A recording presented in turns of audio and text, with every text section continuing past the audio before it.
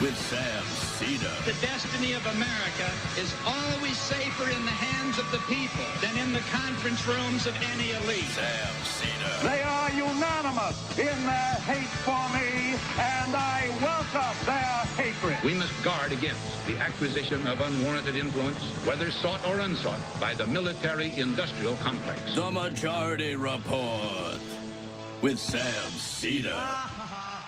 And I get the feeling you've been cheated.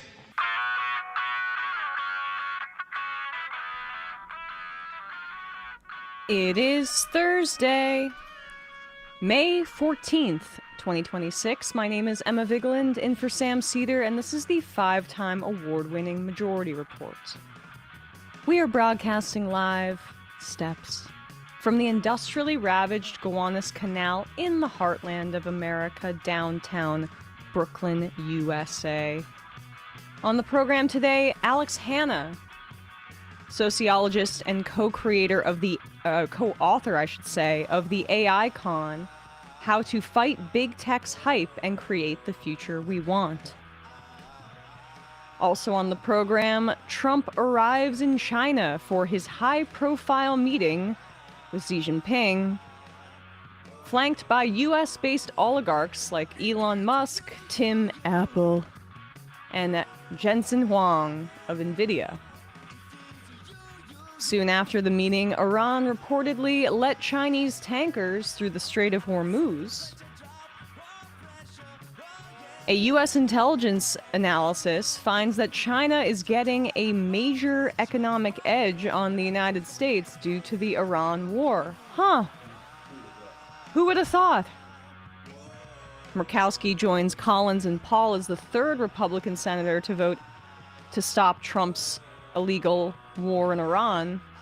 But, of course, Fetterman stays with the GOP, and it failed 50-49. Vance says the administration is suspending $1.3 billion in Medicaid payments to California because, blue state. Drugs?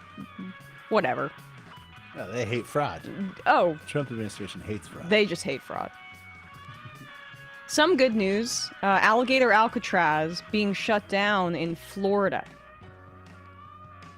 Louisiana senators advance a new map to disenfranchise black voters, and South Carolina and Georgia's governors call for special sessions to do the same.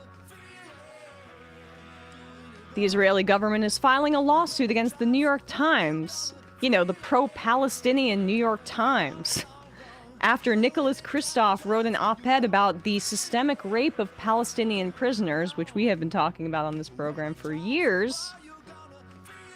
And there's video of it. But lawsuit time. A federal judge temporarily blocks U.S. sanctions on the UN Palestine Special Rapporteur, Francesca Albanese. The Senate votes to confirm Kevin Warsh as chair of the Fed. Once again, Fetterman joins the Republicans. Okay. I'm so tired of him. Claudia Sheinbaum denies knowledge of CIA operations in Mexico. Come on, girl. Come on, girl. And lastly, the tobacco lobby gets what it pays for. The FDA is issuing new guidance to give them approval to sell flavored vapes in the United States, which are pretty much marketed towards children, and that's why they had not been approved yet. All this and more on today's Majority Report. Welcome to the show, everybody. It's an M Majority Report Thursday. Hello, Matt. Hello, Brian. Welcome. Hello. Do you, not to pick you up on that, but do you know Sheinbaum? I don't know. I haven't followed the Sheinbaum story. Do you know that she knew about the CIA activity? I've been reading that there have been some people on the Mexican left that are very skeptical about this. Also because of her kind of more tough on crime orientation compared to AMLO, her predecessor. People anticipate that that's potentially how, she's kind of looking the other way, or people are speculating that she's looking the other way as a kind of way to appease Trump. And it's sort of worked. He wants to look tough on the drug cartels. And she also has an interest in that because we don't live in Mexico, but the cartels really do wreak havoc and terror across the country and in those communities. And so she's developed a more tough on crime posture, is my understanding. People can correct me in the IMs if that's the case, but I would just, I'm not sure. I would just say I'm not sure Okay. as to that as to whether the Mexican left is right on that. Well, then, open question. People can IM in and give Watch their this thoughts space, on yeah, this. yeah. Exactly. So the big story today, obviously, is Trump's China trip that has begun. He went over there, flanked by over a dozen high-profile American-based CEOs. You have Tim Cook, Elon Musk, Jensen Huang of NVIDIA, and then also the CEOs of different financial firms like Citigroup, Goldman Sachs, but Boeing in particular, because that's the most likely deal to come out of this summit. By the way, the CEO of BlackRock is going. Didn't conservatives hate BlackRock for being way too woke because they had ESG, environmental, social, and government and governance? I think that's the third word. Investing. I thought they hated BlackRock, but now Trump loves BlackRock again. As I mentioned with Boeing, the administration's kind of already teasing that Boeing is going to get a major deal with China. They're in competition with Airbus. Airbus and Boeing are worried about China being the largest market in down the line, decades from now. So Boeing wants to get back into that market, despite the fact that they've had some incredibly high-profile malfunctions in their aircrafts in recent years. But, this is how Trump thinks he is negotiating, or is a good negotiation tactic. He's done this, maximalist tariff strategy, and now he comes with all the big guns and all the billionaires to go into China and try to make some deal. He wants to go back to the United States and say trillions and billions, and we won this negotiation. But the only way that the U.S. could come out with a big fish by any real standards would be to get China to formally agree to buy NVIDIA chips, and that's unlikely to happen. But it is interesting that Huang went along for the ride on this trip. The more likely outcome is that they're going to get some agricultural deals done. Boeing will get a cut there, and Trump will declare victory. But what was interesting this morning was that Iran, in the midst of this summit, allowed Chinese ships to pass through the Strait of Hormuz. Now, China is Iran's most important purchaser of oil. Iran's oil is 10 to 15% of China's crude imports. But as we're going to establish in just a second, China's negotiating position as it relates to energy is stronger than the United States could be if we were in their position with our energy infrastructure, because we are quadrupling down on fossil fuels, and China is looking to the future because they have centralized state planning as opposed to an oligarch billionaire-run corrupted government. Here's Trump on with Sean Hannity last night asking about the war on Iran and China's support for Iran in that context.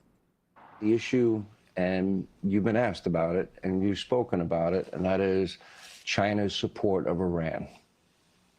How big a discussion was that today? We discussed it. When you say support, they're not fighting a war with us or anything. No. He said he's not going to give military equipment. That's a big statement. He said that today. That's a big statement. He said that strongly. But at the same time, he said, they buy a lot of their oil there, and they'd like to keep doing that. Okay. They would like to keep doing that. The thing is that China, just by the nature of being less dependent on oil, doesn't have to worry about this as much. One, China has worked in recent years to establish strategic reserves.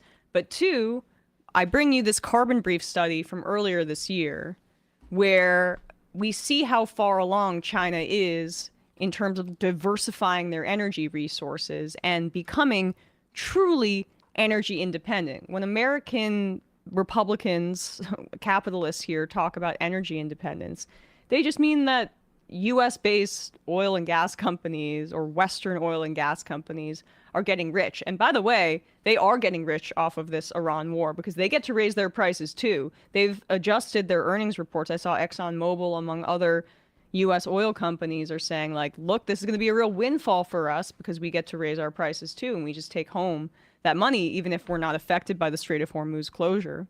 That's when they talk about energy independence. They just mean, like, let's juice up the existing oil and gas companies for all they're worth, even as the planet burns. China's able to build out actual infrastructure that benefits them, as opposed to making sure that a handful of people get rich and gouge us at the pump in the process. So we've cited this before, but this was a big study that came out earlier this year from Carbon Brief. China's CO2 emissions have now been flat or falling for 21 months. And the key findings here, just at the summary at the beginning. One, it shows, yes, that emissions have been flat or falling overall for that period. Now, don't scroll, please. Scroll back up, yeah. The findings here.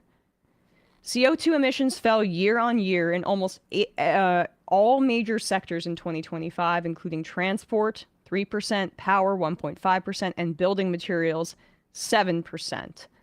The key exception was the chemicals industry, where emissions grew 12%, but still, overall, it's a decline.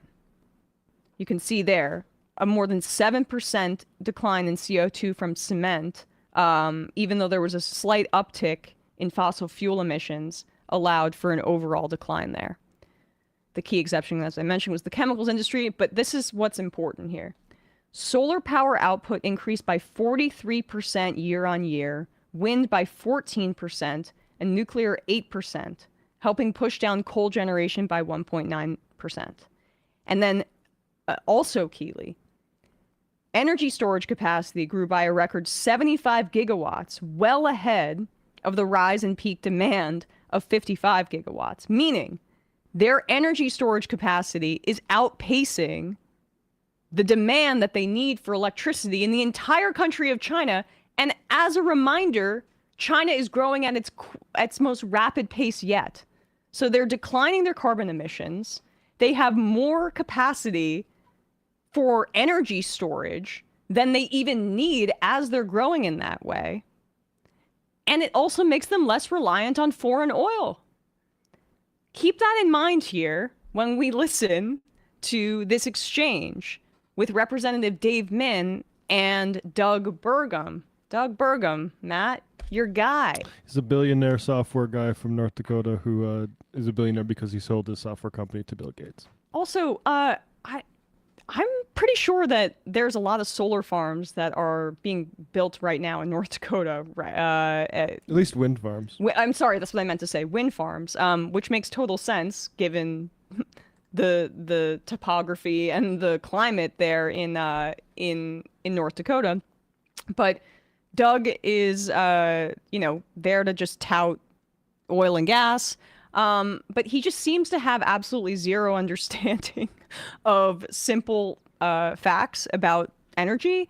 There's another clip that maybe we'll play later where he doesn't seem to understand that solar panels have batteries. And he doesn't even seem confused. He seems completely uninterested. I mean, why would he be?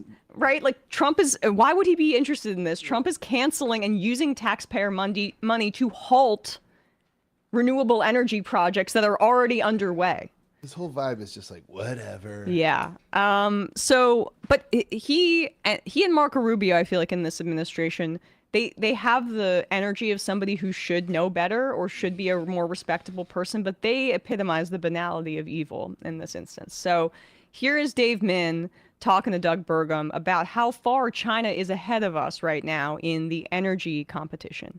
Energy dominance, Secretary. I just ask you a simple yes/no question. Do you agree that China is also trying to achieve total energy dominance? Yes/no. Okay, it's not a yes/no. I'll reclaim my time. Do you know how much new energy China put online last year? New energy. Intermittent or baseload? And all energy. 543 gigawatts. Do you know how much of that was renewable? I do not know how much of it did not operate. 434 gigawatts. 80%, but only when the wind is blowing and the sun is shining. 80%, they put on 434 gigawatts annually. 80% of the new energy that they put online last year was renewable. 80%. You don't have to take my word for it. I'm Asian, so I'm good at math, but you can look that up.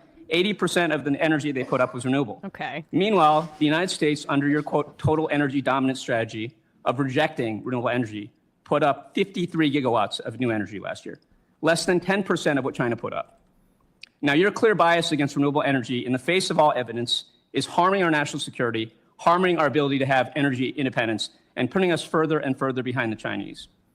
And the cancellation of Total Energy's offshore wind leases last year is a case study on your department's economically illiterate and unlawful energy strategy.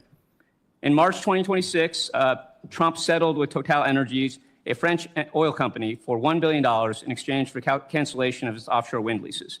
If completed, Total Energies projects would have produced enough energy to power 1.7 million homes in the United States.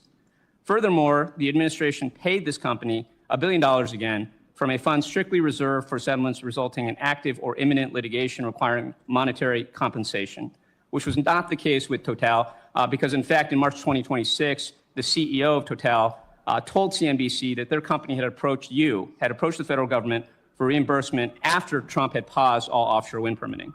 So again, a simple yes/no question for you. While constituents deal with sky-high utility prices, do you think it's appropriate that your department sent $1 billion to a foreign oil company to stop producing energy? There's so many things that you said that are false or misleading. I don't know where to start. But I will start with one thing that Total was refunded their money. They essentially gave the U.S. government a interest-free loan, and their money was refunded to them. I know you've described this as a refund in the past. I'm not interested in semantics. You gave them $1 billion to stop producing energy. It's not semantics. It is semantics. You gave $1 billion out of a fund reserved for settlements. Is that not true? You gave them $1 billion out of a fund reserved for legal settlements. I didn't give them anything. We refunded their money, but only if you gave them $1 billion, right? How are you going to characterize which they've already invested in energy. I'll reclaim my time. Thank you very much. They've already invested that money in energy projects. Yeah. He's referring to that because I believe that was off of the coast of, oh no, it wasn't off the coast of California. Either way, there are a variety of different examples of this too. That was not that one. I believe that this was the one that was off the coast of New York and North Carolina. I'm not necessarily sure. It's hard to keep track, but there are multiple different projects, again, that were started under the Biden administration with the infrastructure bill that the administration is just scrapping. Because we've talked about what Trump really represents here, and I think you can throw Netanyahu in that, and even Vladimir Putin, as they are of similar age. This is a group of incredibly corrupted, wealthy, power-hungry players in the world that are more interested in taking what they can while their time is here on Earth. They are completing goals and projects that people of their class and of their age bracket have wanted for quite a while. Trump is just giving away everything on that front, whether it's appeasing the Cuba hawks that he came into power with, whether it's appeasing the Iran hawks and the Zionist lobby that he came into power with, and whether it's appeasing oil and gas companies here in the United States. They are trying to, with their limited time on Earth, make the world in their image and make as much money as humanly possible, whether it's the Greater Israel Project, whether it's Russia expanding its territory into Ukraine, and then whether it's Trump stealing as much as he can from the federal government and doing as many corrupt deals as possible so his stupid inbred kids are set up for life. Crypto, burn the planet, destroy wind farms, oil and gas will get rich. That's all that matters. Me and my buddies. This is the same guy that had Rex Tillerson as his first Secretary of State. who was an oil and gas CEO. It's the same impulse now. He's just completely unchained. And the stakes are even higher, and he's even more untethered from really any political constituency.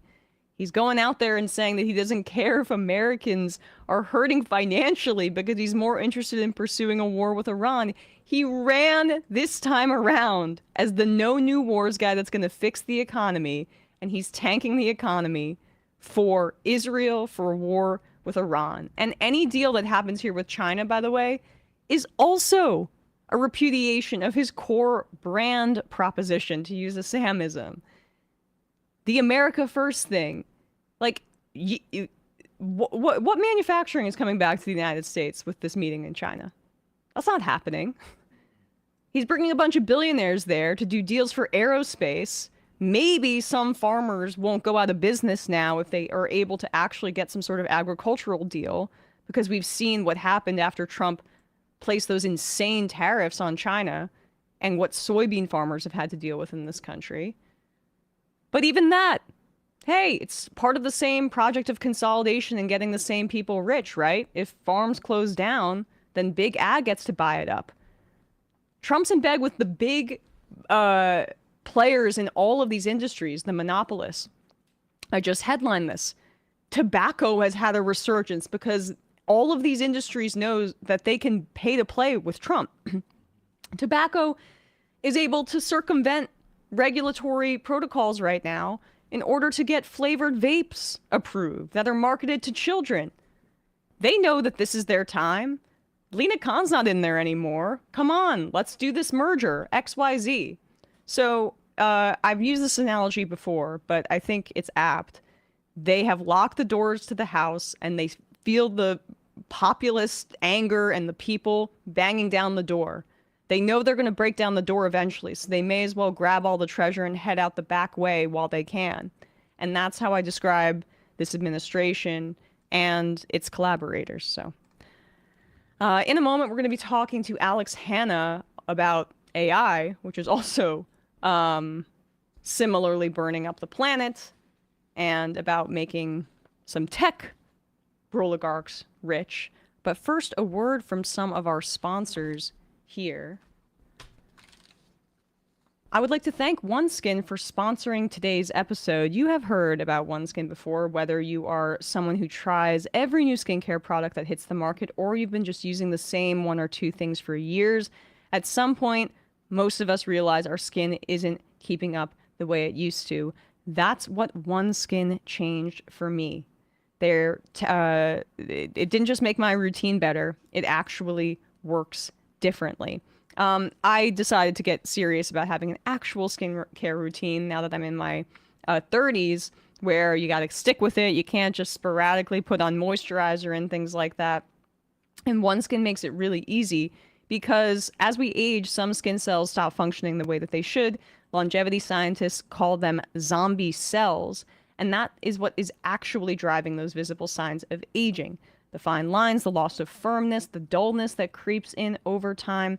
OneSkin's OS1 peptide was specifically engineered to address those. So you're getting everything you expect from great skincare, with OS1 doing something most skincare was never built to do. I use that daily moisturizer, the OS1, and I love, in particular, their eye cream. Now, the skin around your eyes is very sensitive, but it's also susceptible to fine lines if you're smiling and laughing a lot. My eyes kind of disappear when I smile because I got small eyes and I get really crinkly around there, so I got to take care of that. Don't want the deepest crow's feet imaginable, and OneSkin has been helping me with that. It helps with elasticity. It makes your skin look brighter. I love the fact that the texture and the density isn't too heavy, but it also isn't too watery, so it feels completely substantial. You don't really need a complicated routine to get healthier, brighter, younger looking skin.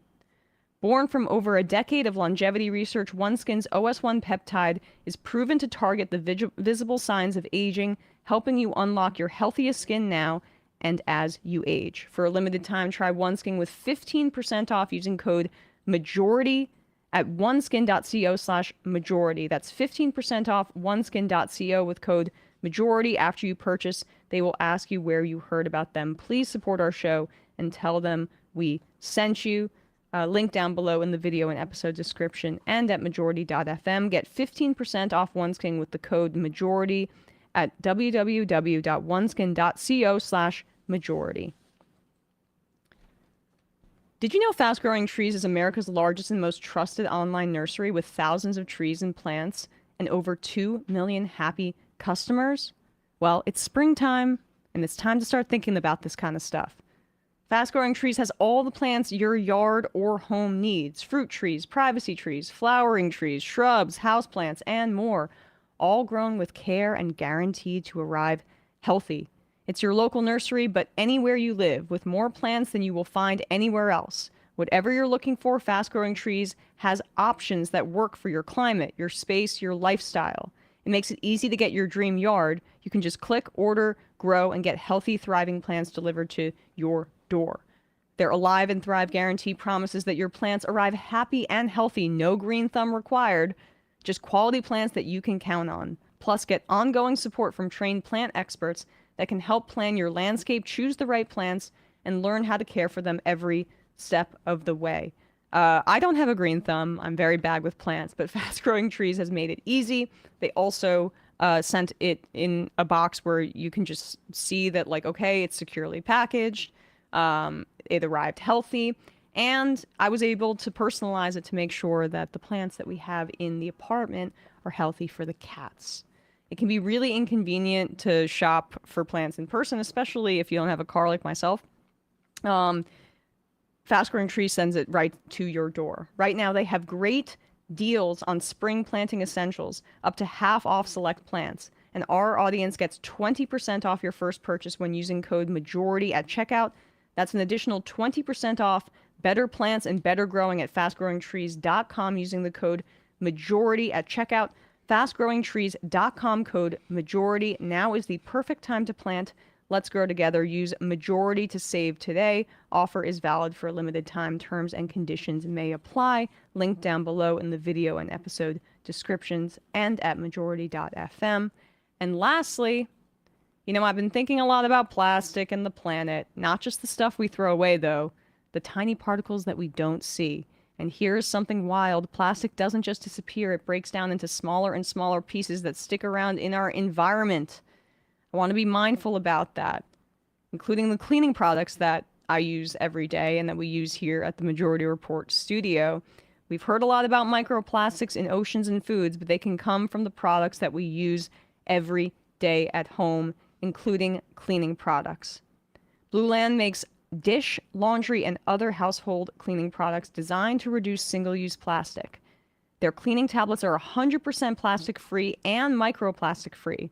They are independently tested to perform alongside major brands, and the formulas are made without dyes, parabens, or harsh chemicals. Blue Land is trusted in over 1 million homes, including mine and including this office. You've got dishwasher tablets, proven to perform on baked on, burned on stains. You don't need rinse aid. Laundry tablets, proven to lift the toughest stains, from grass stains to food stains.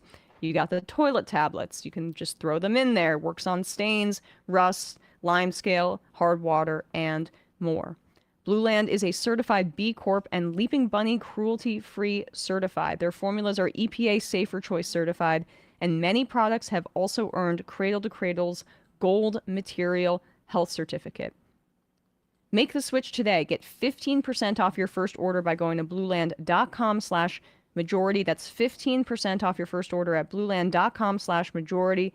blueland.com/majority, and we will put a link to that in the video and episode description and at majority.fm. Quick break, and when we come back, we'll be joined by Alex Hanna.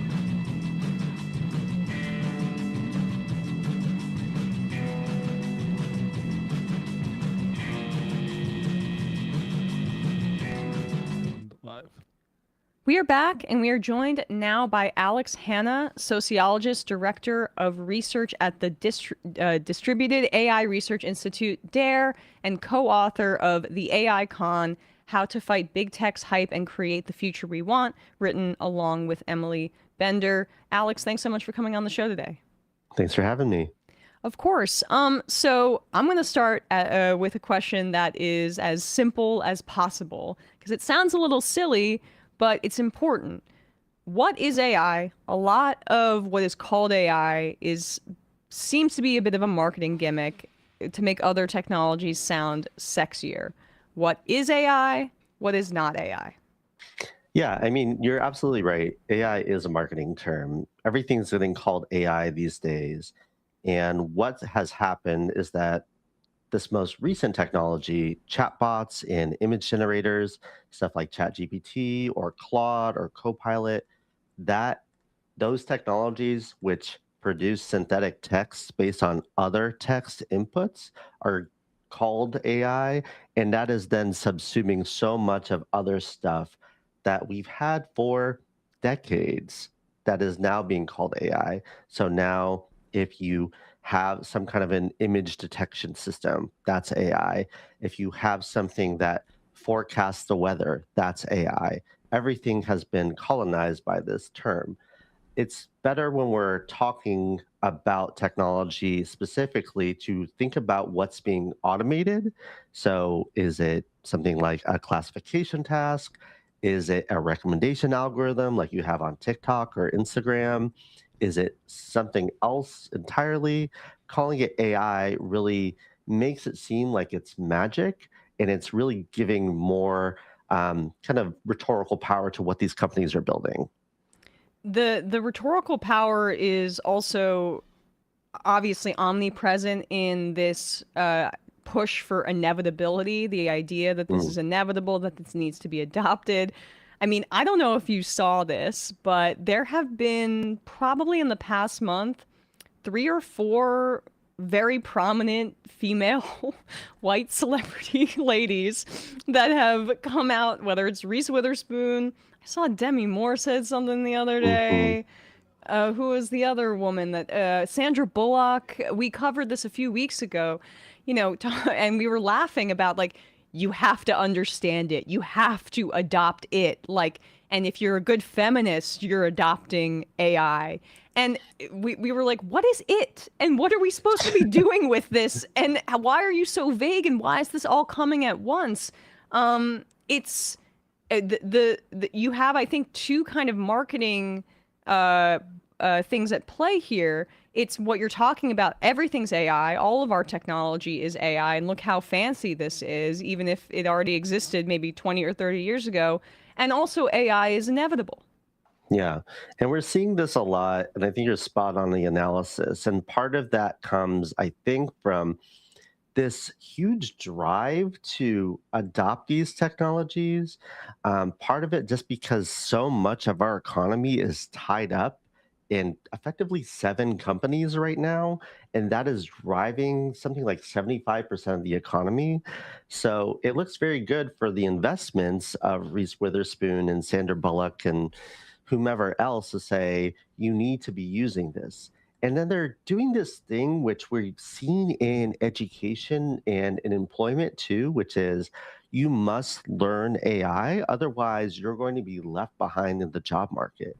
And we're getting such weird signals because they might be saying that, but then Sam Altman and Dario Amodei and Satya Nadella are saying, we're actually going to replace you on the job, and we're actually going to take away your job. And so there's somehow you're supposed to also learn it, but you're going to be replaced.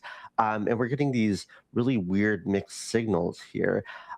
The fact that they're saying it's like a feminist thing or it's an equity thing, it's also the case that women don't use these tools as much, specifically chatbots. And I think that's a lot of it's because a lot of the labor that it seems to be replacing or purported to replace is very often done disproportionately by women. Things that are like secretarial or transcription, things that are thought of as grunt work.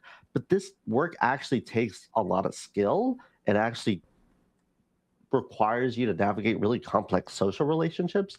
So it makes sense that women are pretty suspect of these tools, and there's actually a huge usage gap. So it's very weird that we have these very prominent women telling us to use it.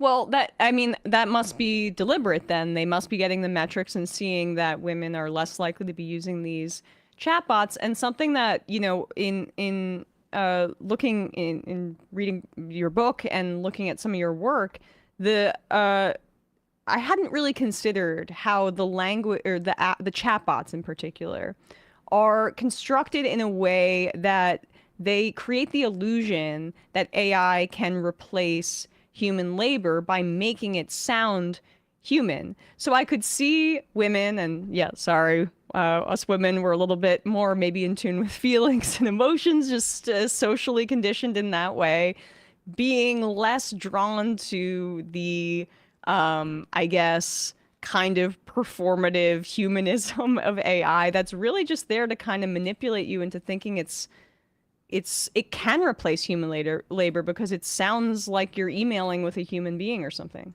Yeah, absolutely. And I mean, these systems are designed intentionally to make it seem like you're communicating with a sentient being. Before ChatGPT, there had been models, the GPT models 1 and 2 models, and they were an interaction system that would provide text based on the prompts, but would not reply in this, I'm going to help you in this kind of way, or you're absolutely right. So those are engineered features of these technologies, and they're structured in such a way because they have a higher amount of adoption. After ChatGPT was released in November 2022, its adoption took off, and it was the first time they had put it in this kind of chat interface. And so, like we say in the book, a lot of what we do as humans is that we like to anthropomorphize. We see car faces, we see faces in cars, we'll see faces in trees, we read the faces of our pets, and yeah, we want to ascribe some kind of intent or reasoning behind them. But that's often a function of that's a function of what we do with language. We see text and we attribute a mind behind the text. And so a lot of it, what's happening is that. And when it comes to thinking that they can replace things like social workers or therapists, so much of that is an understanding of what the work those folks are doing is providing the right kind of words that are going to either give the right advice or direct somebody towards alternative self-care plans. But those roles are relational. They're about building connections with people. The sociologist Alison Pugh has a book called The Last Human Job. And in the book, she talks about all the work that is quote unquote connective. It's the work of nurses and chaplains and people that work in the hospital. So much of that is about connection. It's not just about the words or the types of things that are outputted from a system. No, it's about the relationships and what it means to connect one-on-one with a human.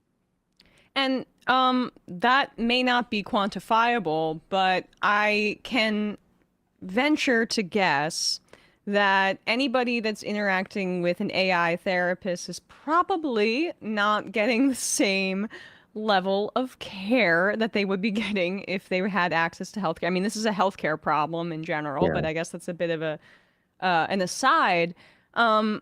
Because what occurs to me from your work is just that the structure of the conversational nature of the chatbot appears to be more designed to appeal to, say, investors, because it is a foundation of their overall pitch for what AI is supposed to be.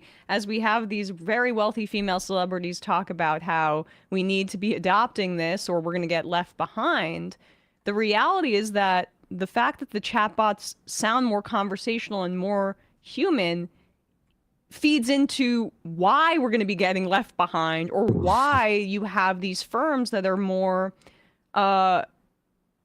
susceptible to this argument that human labor can be replaced by chatbots, because the chatbots are designed to sound human. And as we've seen from things like Theranos, rich people get duped all the time, and they're just as dumb as the rest of us, and they seem to be buying this hook, line, and sinker, especially when you can sell to them, hey, you're going to be able to cut your labor force and save a lot of money.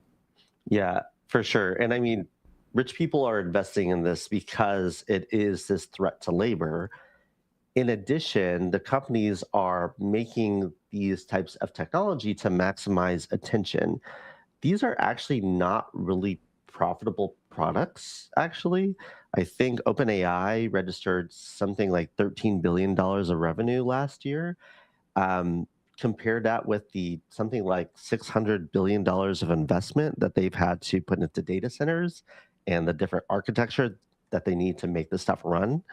Anthropic, I think, is maybe producing more revenue because I think they found that in some cases, the use of these tools for computer programming may be able to find a way to cut costs, although the jury is actually very out on that too, and it's making computer programming jobs really, really awful. And so a lot of it is the maximization of attention. And there's a bunch of people using these tools for things like therapy, because as you said, Emma, therapy is just not very accessible in the US, I mean, many parts of the world. And so people are turning to these tools because it seems like it could provide some kind of a semblance of therapy. But we've seen all kinds of really awful things happen from that. These kinds of tools directing people towards self-harm, in some cases suicide, towards this phenomenon that people are calling AI psychosis, the idea that they have some kind of a special knowledge that only they are accessing. This is a phenomenon that AI researchers called sycophancy. Basically, it's complimenting you. But if you have an actual therapist, it's not just going to, they're not just going to compliment you ad nauseum. They're going to be like, let's think about practices of navigating your mental health. Let's think about strategies. Let's think about talking about really difficult things and challenging you to think through them. It's a truly relational process. It's not one that's just guided by trying to keep your eyes on the screen as much as possible. Or just temporarily validating your feelings of whatever you're going through. I mean, it is striking how ChatGPT in particular goes out of its way to praise you. And you can see where somebody who might be teetering on the edge can develop a psychosis because you get validation in a world that is incredibly insecure. And I mean, with this economic precarity that people are experiencing, we keep hitting every quarter records of credit card debt. Hey, you can't afford a therapist? Why don't you go on ChatGPT and talk about your life? And this computer is going to come back and tell you, hey, you're okay. This is right. Feel this way. Yeah, absolutely. And I mean, it's really out of step with where people are socially and economically. It's not just that people are underemployed or unemployed. I think I saw a statistic that said something like new college grads, the underemployment rate is 41.5%, which is absolutely incredible. It hasn't been that high since the pandemic began. And we have this deterioration of social services and social places where people might be able to have friends that also check in on them or have close ties. And so this is a technology of really pushing us towards being more atomized and more disconnected from people rather than making people more social. And it's a really perverse thing because so many of these CEOs, Sam Altman and Mark Zuckerberg, they talk in the language of connection and sociality, but they're anything but.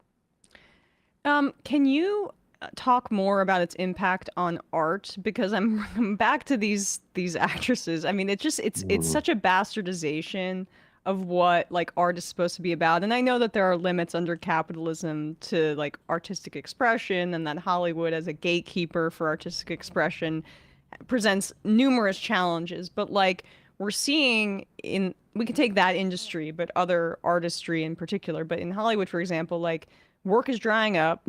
Even with this past SAG-AFTRA deal, you see that these production companies are trying to get around some of the AI guardrails that maybe were not as fortified as they should be to begin with.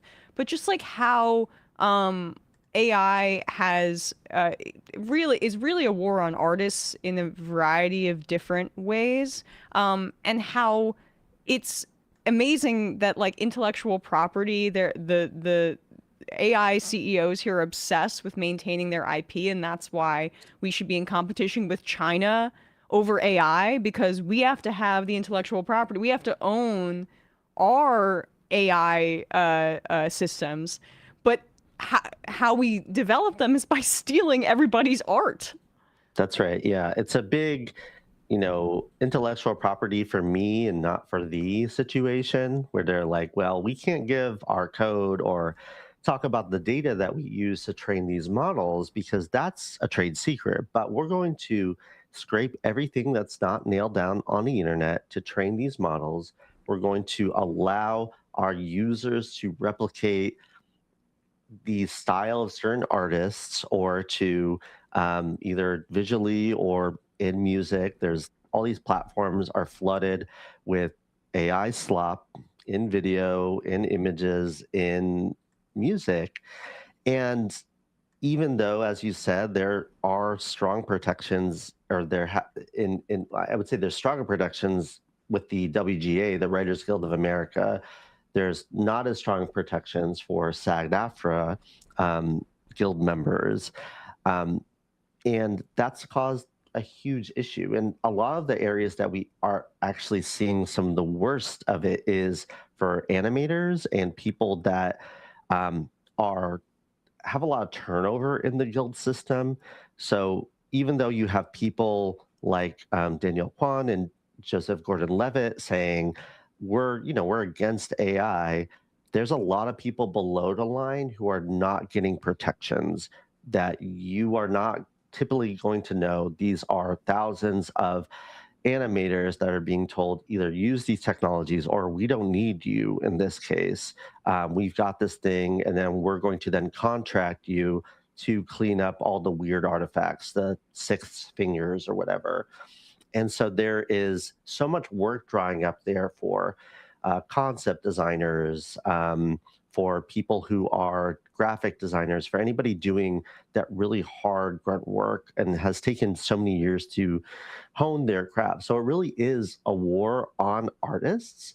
And ironically, it is one waged by all the stuff they put out on the internet beforehand.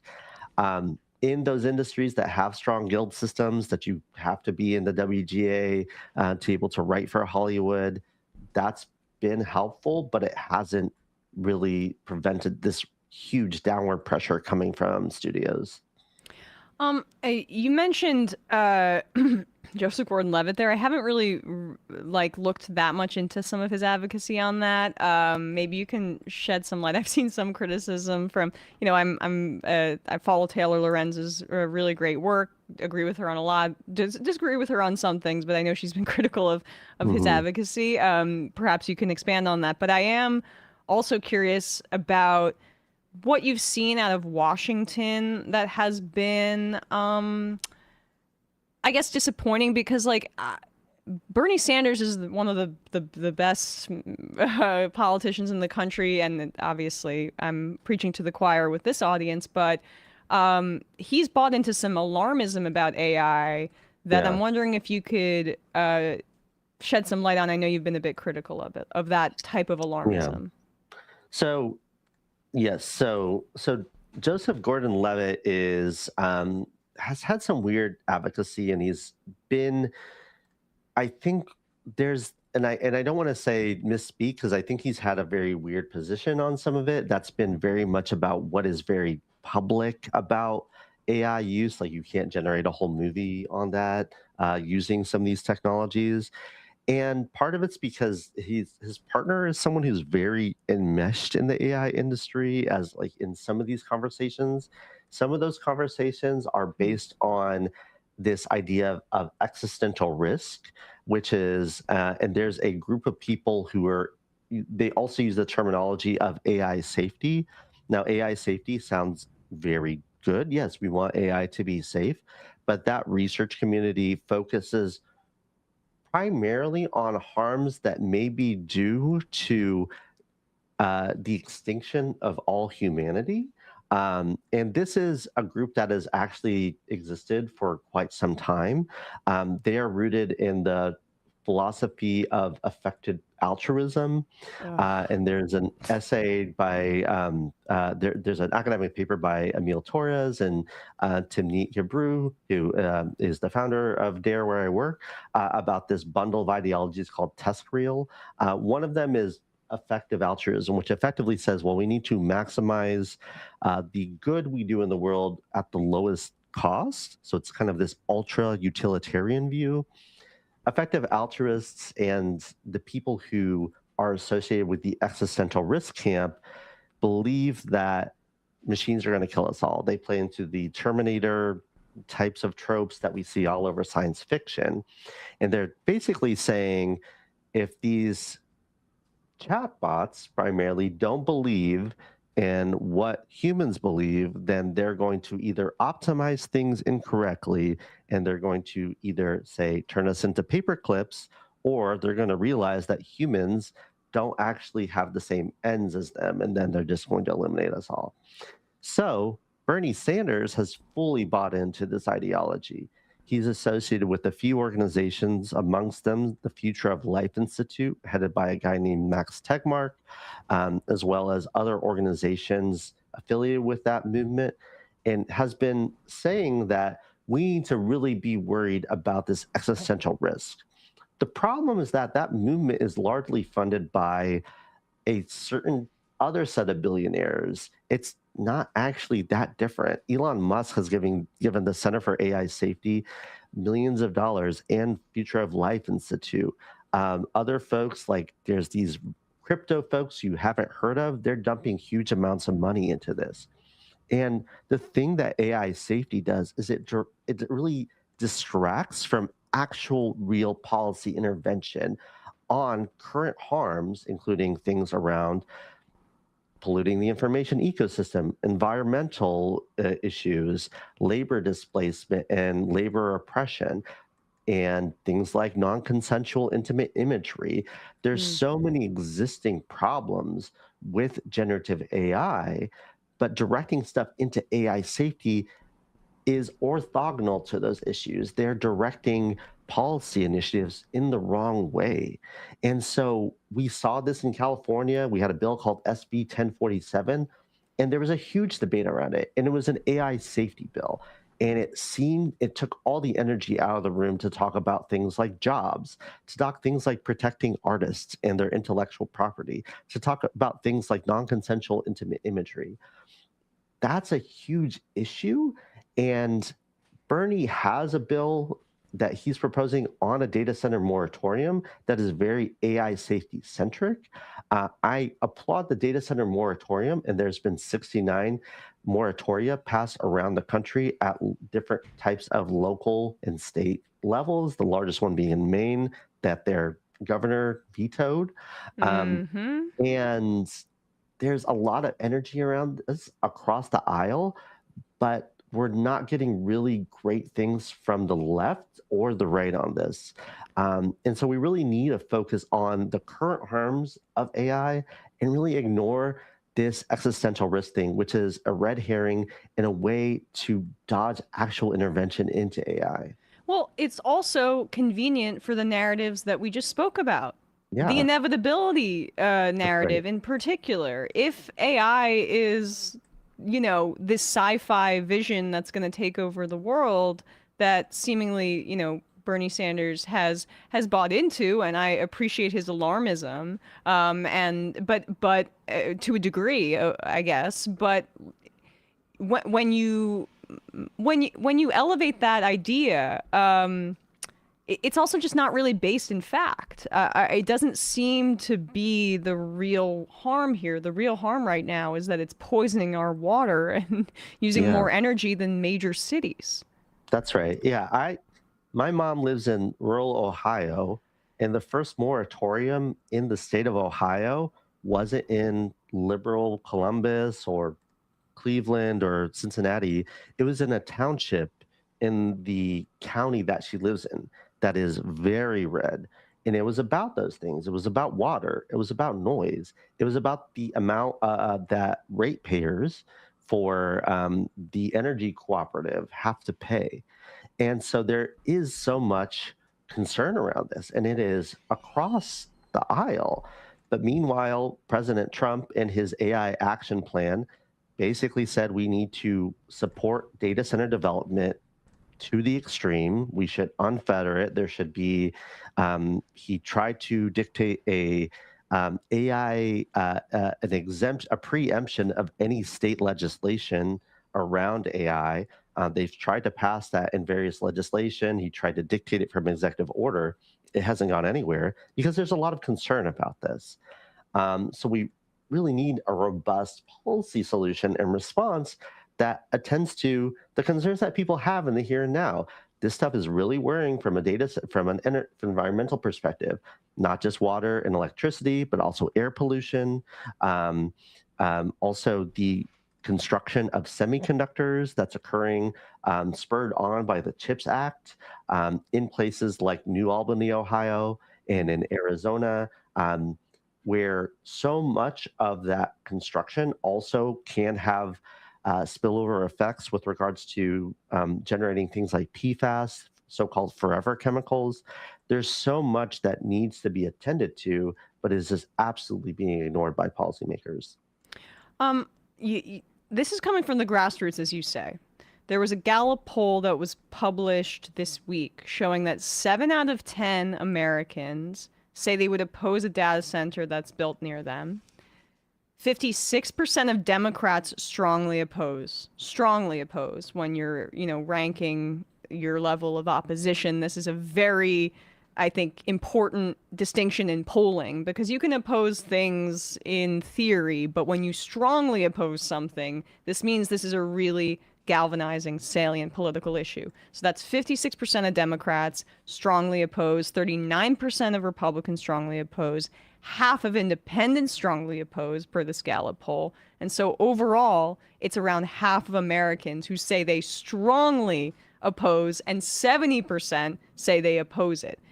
It being built near them. So, this is the kind of thing that Democrats should be running on, but it's not just Democrats, as you say. This is just coming from the communities across the country. In Utah, there's this huge backlash right now because the Shark Tank idiot is trying to build some data center that's twice the size of Manhattan, and Utah already has issues with water supply. But then in Georgia, this is a big story as well. I want to play a local news report for you, Alex, and if you could respond to it. This is a local news report, Fox 5 in Georgia, about Georgia Power advancing a 35-mile, 500 kilovolt transmission line across 4 different Georgia counties because of surging electricity demand from AI data centers. New tonight, Coweta County has given the green light for the construction of a massive $17 billion data center. The Board of Commissioners voted last night to rezone the 800 acres of land despite fierce opposition in the county.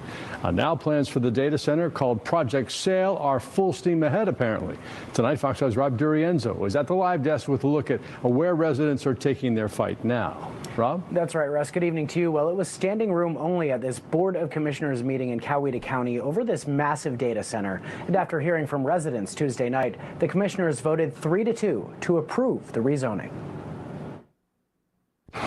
This is a no-brainer for the county, and I will stake my political career on it. If you can run against me, you can. A tense vote Tuesday night in Coweta County as commissioners advanced plans for the $17 billion data center called Project Sail. Its 9 buildings, more than 4 million square feet, would require more power than the output of a nuclear reactor. It's the right site for a data center project. It will bring good jobs and millions of dollars in revenue to the county per year. While the head of the company behind the plan, Prologis, says it will boost the local economy, residents organized to campaign against it, fighting it tooth and nail. It creates an industrial island in a sea of non-industrial land. This proposed development is just 1,200 feet from Arco Sargent Elementary School and only 950 feet from a daycare. Those residents opposed to the project wore red, arguing the jobs it would bring would only be temporary. Those in favor, like Chad Caldwell, wore blue. He thinks the county could seize on the money coming from Silicon Valley. I know we need more money in this county. I know we need to work on roads, we need to build bridges, we need schools. And I think we're looking at a great opportunity to generate a tremendous amount of revenue. As these data centers pop up all over the country to supply computing power for artificial intelligence, tech companies have increasingly been turning to Georgia. Within 60 miles of Atlanta, the website Baxtel has tracked 26 data centers currently under construction, with another 52 planned. This area is already congested, and to add additional 4,000 vehicles daily in this area is asking for a tragedy. So Georgia is at the center of this. Alex, if you could just respond to that local news report. And Brian, thanks for sending this to me. That county, Coweta, I'm sorry if I'm mispronouncing it, it went for Trump 66% in the 2024 election, to underscore your point that this grassroots backlash is not, red, blue, independent across the board. But here, it appears that at least in Georgia, the politicians are siding with the big money. Yeah, I mean, there's a few reasons for this. And one of the reasons is that developers are putting data centers not where it would make, say, good planning sense or good environmental sense. They're putting data centers where there is a really good policy environment. So effectively, if they can find places that have tax breaks, or they can approach a city council and say, we're going to put it here, and they can find certain kinds of policymakers who are sympathetic, that's where they're putting these things. And so Georgia's been very attractive. Arizona has been very attractive. Utah has been very attractive. We saw a fight in Memphis where it was the mayor of Memphis who was really ushering in the deal and said that they were going to get a new water treatment plant.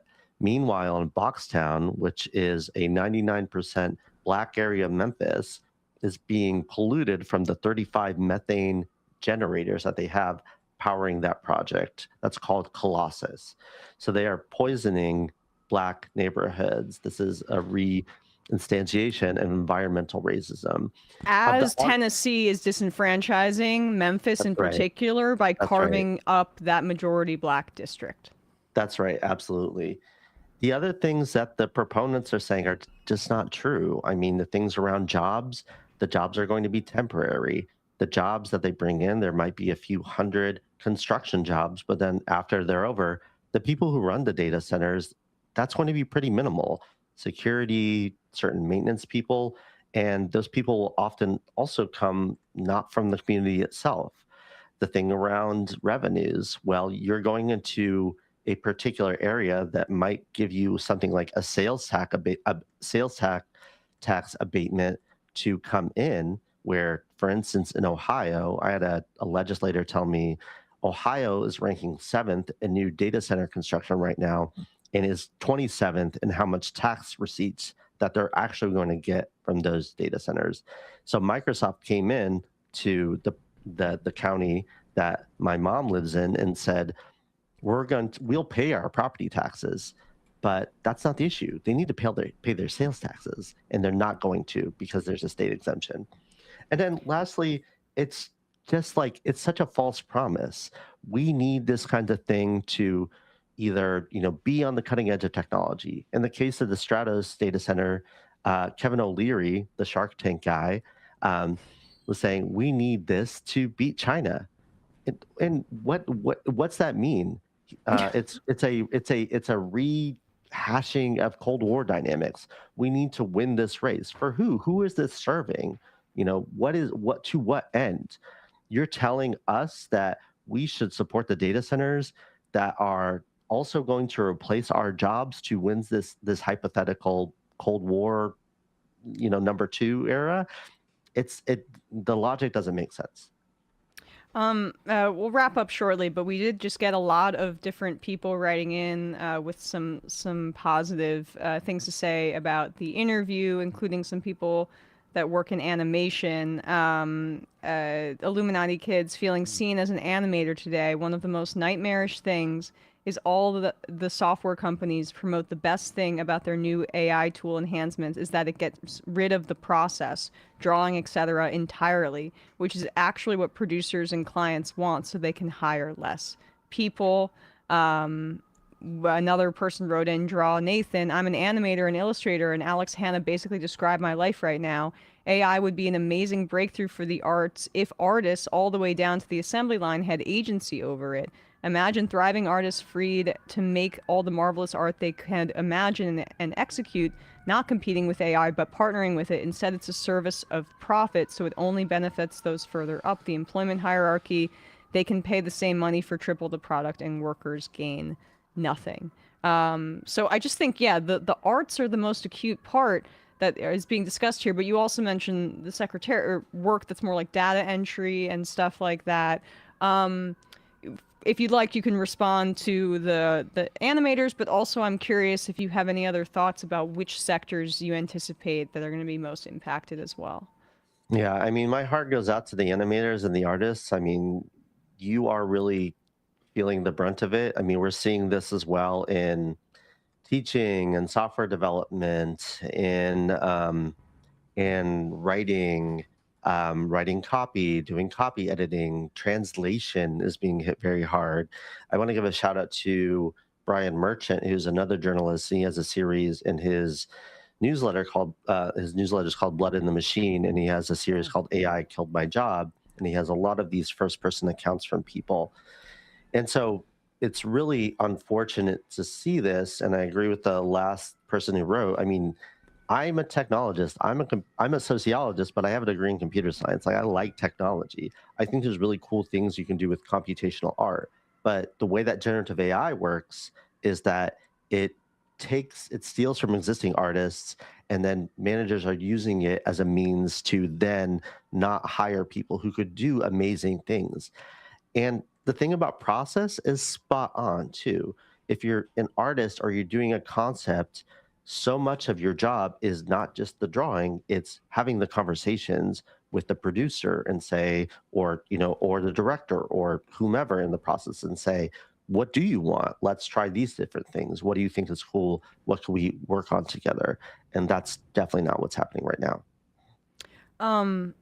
I mean, it occurs to me, I'm not trying to be too in my feminist era here, but like, No, not always be in your feminist era. We are currently being run by a oligarchy of sociopathic men who do not view human connection as something to be valued, both in their interpersonal relationships and in what business models they support. And the fact that human connection and relation and that chemical process that brings about connection, understanding, and a greater final product of work, even if that's your only goal, is being completely cast aside for digits and numbers and the kinds of communication that really is just surface level. Feels like another byproduct of a fascist era, that meant a lot of stuff, marginalized people being forced into the background is another example of this. But the fact that human relation and art is an extension of human relationships is being subsumed by this, does feel both patriarchal, capitalistic, and fascistic all in one, and it makes sense that those all intertwine. No, absolutely. And there's two things I think about. One, there was a great op-ed written by Astra Taylor and Sam Levine in The Guardian, and it was about how the fight against data centers is the fight against authoritarianism, and they're tied up. It's a centralization project. It's a project that is trying to deny agency and voice to communities. So yeah, it's 100% that. And the thing about connection and artistry, Carmen Maria Machado, the author, we had her on our podcast, and she said this thing that just keeps on staying with me, which is, why would you take away the desire to talk to someone else as a human, to connect, have my ghost talk to your ghost? to actually think about what it means to be human. And it is really a deeply masculinizing, toxic masculinizing project. You're effectively saying, I believe that we can mine humans for their data traces, and we can mine the earth from its, for its rare earth elements and everything else to produce this thing that's going to replace you entirely. It's very anti-human. It's very, it's very fantastical in the worst authoritarian kind of way. Well, Alex, Hannah, I really loved our discussion today. People should check out DARE, the Distributed AI Research Institute, which you are the director of research of, and as also check out the AI Con, How to Fight Big Tech's Hype and Create the Future We Want, which Alex wrote along with Emily Bender. Alex, Hannah, thanks so much for your time today. I really appreciate it. Thank you, Emma. Really appreciate it. All right, folks, with that, we're going to wrap up the free part of this show and head into the fun half, where we will take your calls, read your IMs. We will probably take calls. We'll see if the phone machine works.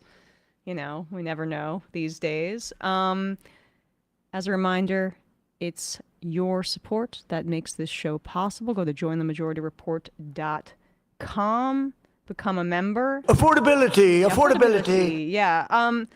Forgive me, guys. I am still coming back a little bit from sickness, so I am seeing that perhaps maybe I was a little bit hard on Scheinbaum there. Some people saying that there's speculation, but chalk one up for Matt. The ultra leftists might not be correct on some of that stuff. So okay, well, they did pass universal health care last week. They did. I mean, I take Scheinbaum as my president any day of the week. I mean, the problem is there's a lot of shadowy stuff going on with regards to our relationship with Mexico, and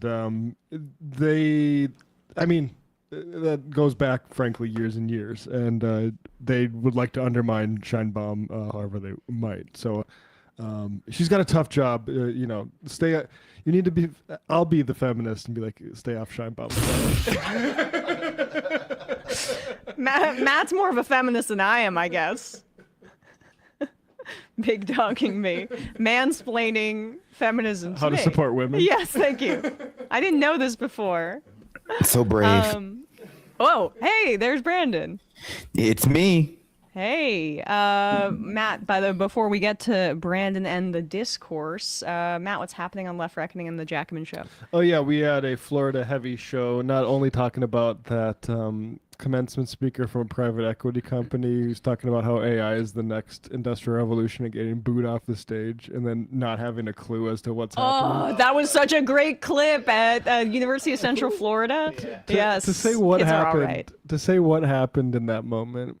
Like, why are they booing me saying this? And then to not be able to ask, like, ChatGPT, like, hey, why are people giving me a negative reaction to saying this hogwash? Let's pull that for the fun half, maybe. We played it, yeah. I hate my life. Exactly. That's what happens when you miss work. Sorry. But it should probably clock in from now on. I know. We also talked about... down.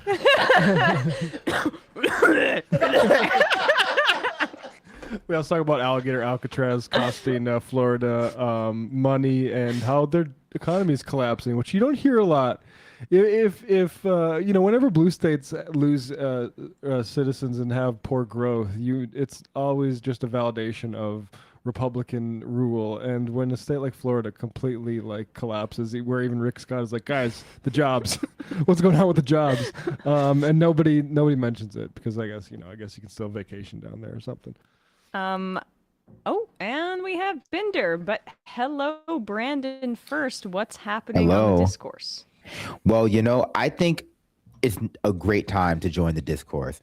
Not just because they're going to give Kash Patel, the top cop in the country, a DUI test, the most advanced DUI test we've ever seen before, but also because I think, in celebration of what will be the 6-week anniversary from our rescue of the pilot on Easter last April. Yeah, that thing that happened. The Jesus pilot. Yeah, Jesus pilot. The Christ-like pilot. over the next few days, I think I'm going to be trying to put together like a timeline or some kind of deep dive to see if we can figure out like what happened to this guy.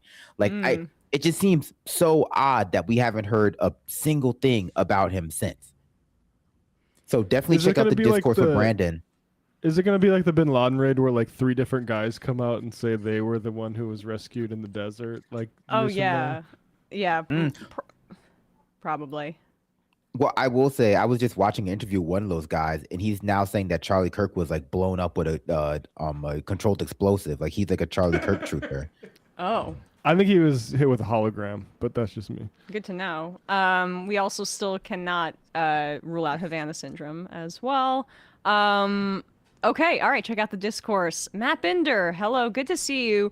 Wearing a hat today that reminds me of Eminem last night at the Detroit Pistons game.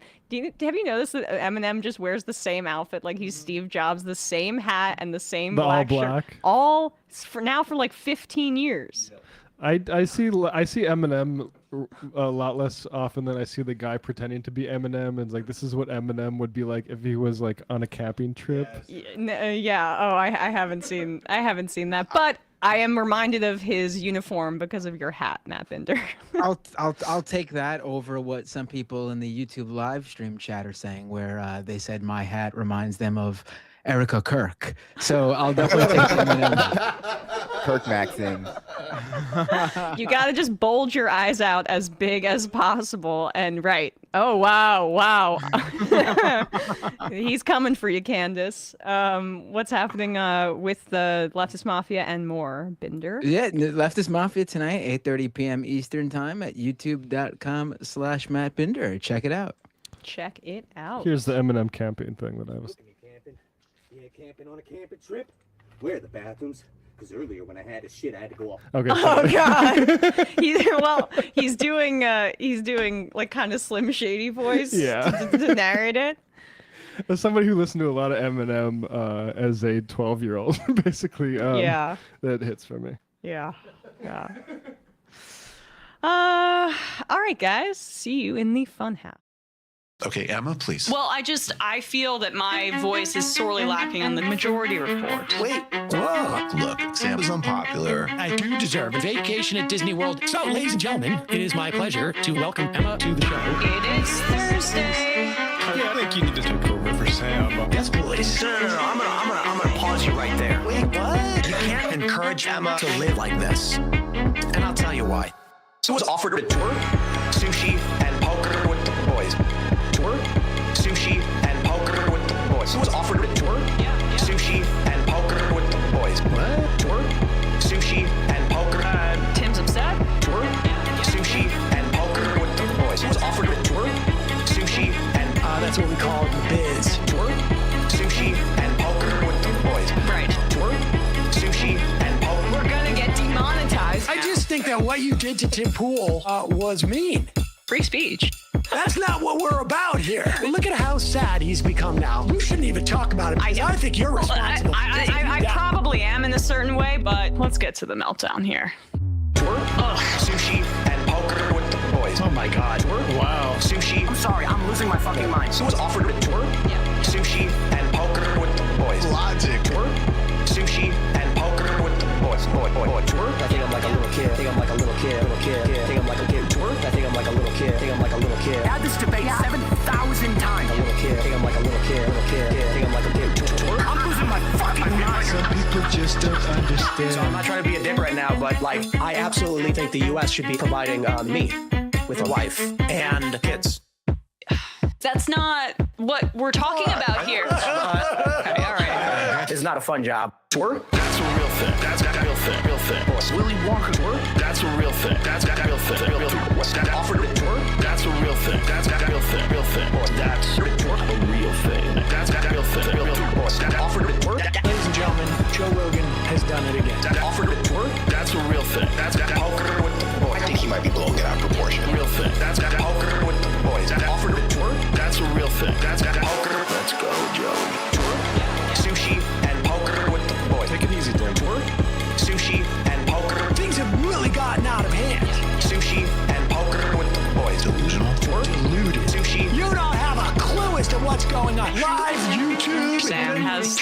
weight of the world on his shoulders. Sam doesn't want to do this show anymore. It was so much easier when the Majority Report was just you. You were happy. Let's change the subject.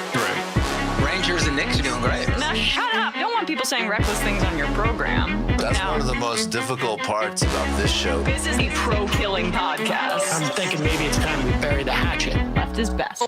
Trump Violet Tour. Don't be foolish and don't fucking tweet at me and don't bitch. The way Emma has cucked all of these people, love it. That's where my heart is, so I wrote my honors thesis about it. She wrote an honest thesis. I guess I should hand the main mic to you now.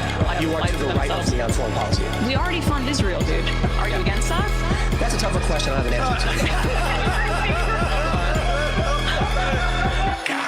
answer to. Incredible theme song. Hi, Bumbler. Emma Vigeland, absolutely one of my favorite people. Actually, not just in the game, like period.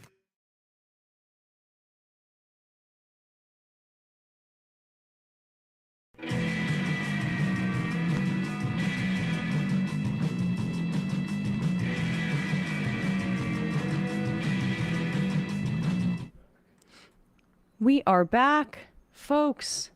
It is the fun half. We'll read some IMs. Kowalski from Nebraska. So Emma gets sick, chooses to get high on Dayquil, which watch Netflix and skip work. Meanwhile, I get sick and take an excessive amount of Dayquil. I operate heavy machinery while watching Netflix. Why is this the case? Because Emma is a feminist, and I, as an arrogant man, have the audacity to put the lives of thousands of other people at risk. It is hard to be a woke 32-year-old farmer in a culture of toxic masculinity. It would take a long time to kill 1,000 people on a tractor in Grand Island, Nebraska. He could be poisoning them by accident via his farming practices because he doesn't know what he's doing because of all the Dayquil. I suppose, yeah. Don't load up poison into the combine harvester. Good suggestion.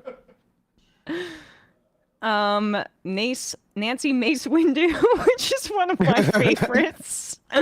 Thank you for that. Nancy Mace Windu, please someone clip the audio of the Emma death cough. I'm sure someone already has.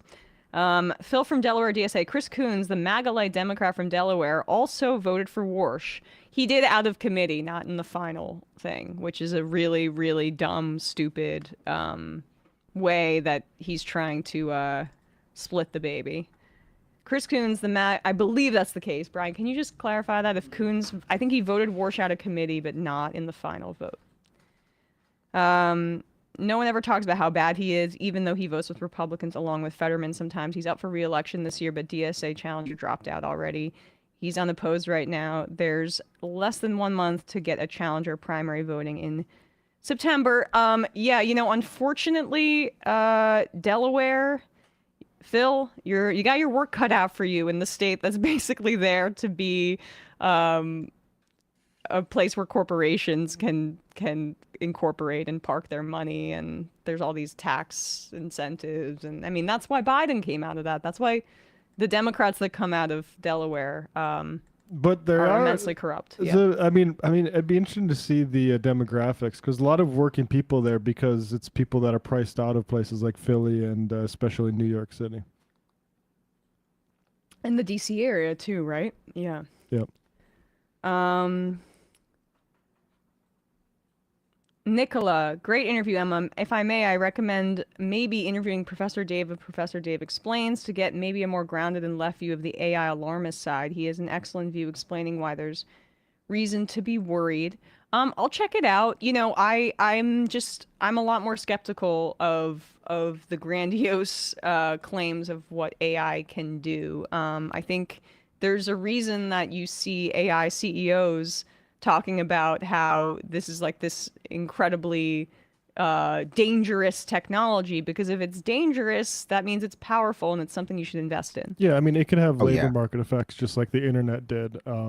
Absolutely. I think I categorically reject the whole like AI God, runaway AI superintelligence thesis as hogwash. I've been somebody who I've been reading about this since Nick Bostrom had a book like 15 years ago where we talked about paper clipping. Like what happened if you created a machine that was just optimized to create paper clips and then ran away and started making paper clips out of the entire universe? I think knowing now more about like the type of energy and the type of limitations, like I don't think that is a reality. But I do think like the impacts on employment are going to be real, and you can address those without hyperventilating about it's going to be a robot Jesus. It's going to like, be smarter than every human combined. I mean, I will Coons is think I not do. on the banking committee, so he didn't vote in committee. He only voted out of committee. He did. Okay. Okay. Yeah. Well, Sorry I mean, to cut you off, Brandon. No, I was just gonna say, just to your point, Matt, I do think though there is a danger that irrespective of whether or not like AI robot actually becomes Jesus, that some people will just treat it like the Messiah, and not just business leaders treating it like the solution to all of their like labor discipline needs, but just we've seen already with the imperfect AI we have now, people are already like becoming like getting something to auto hypnotic cults, right? And so like I think the biggest danger is like the impact that the very specific tool is having on our very specific culture, as opposed to like the underlying sophistication of the tool. It just like feeds into all of the worst excesses of our society in a way that is, we're uniquely vulnerable to right now, especially when you see how alienated everyone is, how many people seem to lack any kind of real cohesive social life. It's how people just find themselves just like rife for this kind of psychological exploitation. Okay, it wasn't out of committee, but Coons voted to advance it. Fetterman and Coons were the only Democrats to vote to advance it, but the vote that was yesterday did not include Coons. So, I'm not sure what the advancement procedure, like, it may not be out of committee, but point being is that Coons tried to have it both ways. I want to just quickly, because we didn't cover this yesterday, this Abdul Al-Sayed thing. Tear sheets, there's 17 and 18. Not sure if you guys saw this, but the third way attacks on Hassan Piker seem to be backfiring in such incredible ways that I don't know. You can't script this kind of thing. There was a poll that came out. This is from, I think it's a local poll. Mitchell, I think, is what I saw. Yeah, this is not going to be Gallup or Pew where you can, speak about the methodology and say, like, okay, this is one of the best pollsters in the country. But this is an indication of where things are going. We've seen in other polls that Abdul Al-Sayed has surged in recent weeks ever since the centrist Democrats, the corporatists, decided to make Hassan a main character in the Michigan Senate race. And then you have polling from, again, Mitchell polling, that indicates this. This is among voters aged 18 to 44. I am almost shocked by these numbers. Like, I am shocked by these. This is way more overwhelming than I would have anticipated. Look 80%? at that. For people who are, first of all, Abdul Al-Sayed has 100% of the non-binary vote, which I would imagine the sample size is pretty small. But for 18, come on, they, thems, let's get this guy over the finish line.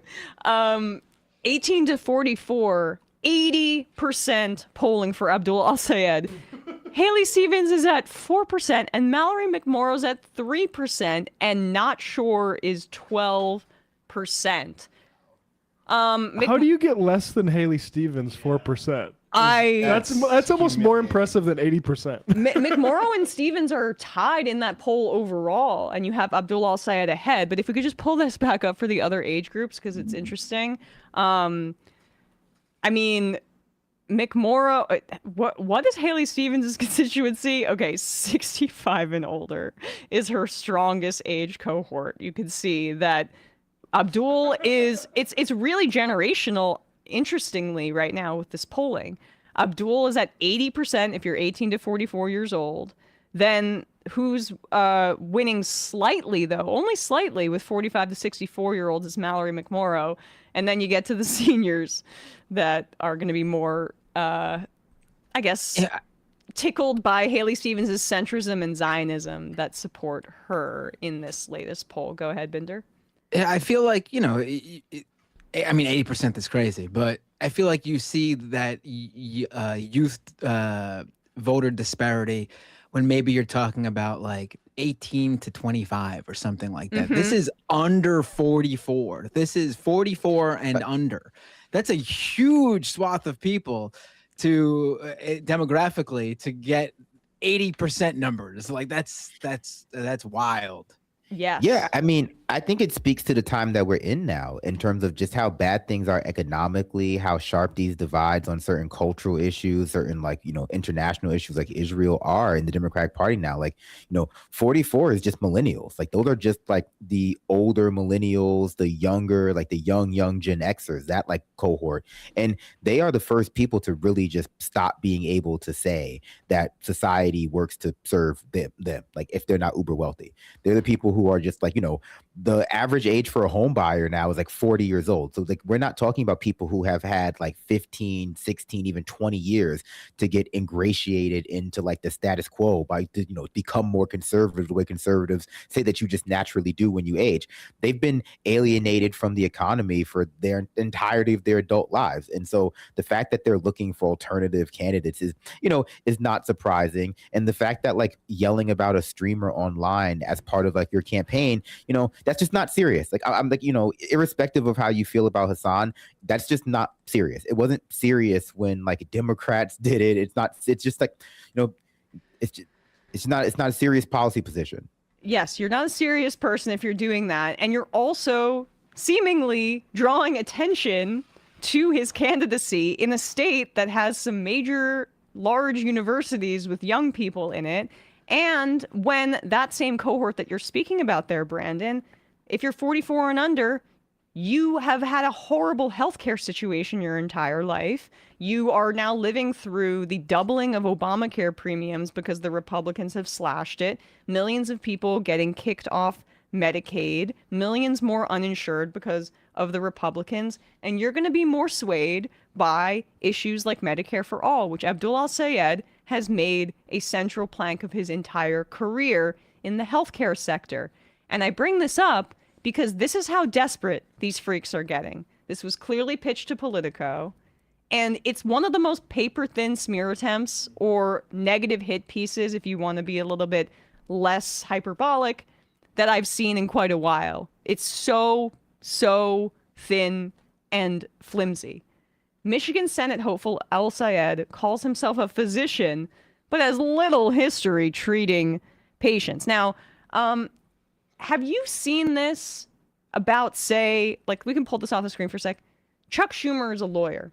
How many freaking lawyers are in the Democratic Party that haven't practiced, or the Republican Party for that matter, that haven't practiced in years, but they are politicians? They got their law degree, they maybe practiced for a few years, and then they became politicians.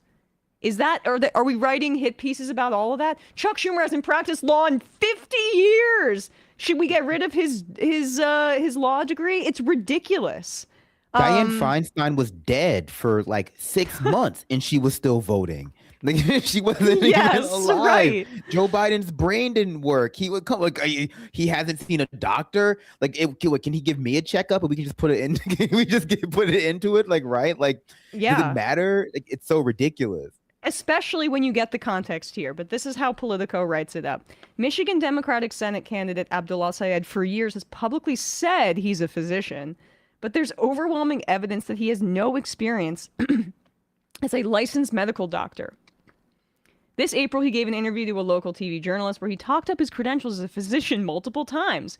In March, he told a group of Teamsters nurses that he had, quote, been in enough codes to watch who really does the work, and said the same month on the podcast, I've been a doctor my whole career, which, by the way, is true. We'll get to it in the 5th paragraph. What they're saying doesn't count. Oh no, his LinkedIn profile calls him a physician. He called himself a physician. He is one. They make me think he's like Dr. Dre. He's just or he Professor has Jang. Art history. He's Professor Jang. But according to a review of Michigan and New York State medical records, he's never been granted a medical license in those states. Al-Sayed's hands-on experience treating patients appears to be a short clinical rotation called a sub-internship at a small hospital in Manhattan for 4 weeks at the end of medical school, he told a podcast in 2022, where he said his job was to be the worst doctor on the team and he was cosplaying a doctor. Okay, he's trying to be self-deprecating. The perception in Also, Michigan. what is a small hospital in Manhattan? Yeah, right. Yeah, it's a really easy place to practice medicine. He has like impeccable credentials, by the way, that we'll get into in a second. The perception in Michigan is that he is, at least at one point in his life, a licensed physician, said Chris DeWitt, an unaligned Democratic strategist based in Michigan. An unaligned Democrat. Chris DeWitt was just wandering by. Yes. And he just happened. Oh, what's that you have to say? Oh, yeah, I do have an opinion on Abdul Al-Sayed. I'd like to get placed in a political paper. Just for no reason, with no motivations. Yes. I'm like Unaligned. a dandelion spore floating through the wind. I mean, you asked my opinion, I'm going to give it to you. That is apparently not the case, and it blows up a big part of his campaign. I'm sure. Here's the issue for them. There's no doubt that El-Sayed has top-notch medical credentials. He attended the University of Michigan Medical School and ended up receiving his medical degree from Columbia University College of Physicians and Surgeons. He has a doctorate in public health from Oxford University. That's a good school, right? And worked as an assistant professor of epidemiology at Columbia. That's also a good school, right? For a year before moving to Detroit to be executive director and health officer of the Detroit Health Department. So that is what they're trying to say is a liability for him. That instead of going into, private practice or working in a hospital, he decided that with his litany of degrees from elite universities, he was going to go into public health. The idea that a Democratic consultant would be attacking someone for public service with their healthcare degrees is exactly the problem with the Democratic Party. There are so many people that go to medical school and law school that go hundreds of thousands of dollars into debt and may have dreamed of, I want to work in public service. I want to serve people. I want to work in public health to make sure that people in my state are healthy en masse. Public health is different than working patient to patient. There may be so many people that want to do that kind of thing or want to go work in an underserved community if they're a doctor, but they're hundreds of thousands of dollars in debt. They've got to work for, they're like, okay, I could be a general practitioner. This may be where my passion is, but if I really want to get paid and I can't pay these bills, I guess I'm going to go into dermatology where I can charge the most. This is a systemic problem. And the idea that they're treating this as a liability when there's such a rarity of people who go to these kinds of institutions who have the ability to work for the public shows how sick and like completely lacking in principles these people are. I mean, it's just like when Abdul Al-Sayed went to work for Michigan recently, just so people know, he spearheaded this program using millions of dollars in public funds to erase almost $700 million in medical debt for 300,000 Michigan residents. It's the largest debt erasure in the history of the state, and it was for families that had debt that exceeded 5% of their income and those that were 400% below the poverty level. And that's who Abdul Al-Sayed looked out for. And you have hit pieces saying he's not a real doctor because he chose to combine his expertise in that area with public service. This should be lauded. I mean, they basically. Go, Brandon. I was gonna say they basically just like swift boating him. Like he's clearly a doctor, and they're just going like, no, like it's like a Dr. Jill Biden situation, and it's not anywhere close to that. But that's also the same people who got mad that people would disrespect Jill Biden by saying she can't call herself a doctor even though she has a doctorate in a non-medical field, but she still has a doctorate. Those same people who were mad when people were saying that about her are the same people who are claiming that he's lying to people even though he has a medical degree. Yes. Like, it's not like the same people are behind both those situations and standing with both people. No, it's the opposite. Yes. I would also think it's important to point out that this is not something that Abdul Al-Sayed remotely hides. This is him at where the University of Michigan Medical School graduation of 2019. Apparently, the University of Michigan Medical School in 2019 decided that this guy's medical credentials were good enough to have him speak at their graduation ceremony. But here's what he said. Just let's see if how much he tries to fudge this. I'm actually often asked if I'm even a real doctor. That's up for debate, I guess. When I ran for governor, an enterprising journalist wrote an article. El Sayed touts his doctor credentials, but he never practiced medicine. And it's true. I've never practiced medicine. That wasn't always the plan, though. After all, I don't think anyone plans to memorize thousands of PowerPoint slides, listen to hundreds of lectures at 3 times speed, or show up to pre-round at 5 a.m. because they don't intend to practice medicine. Like I'm sure many of you graduating here today, I always wanted to be a doctor.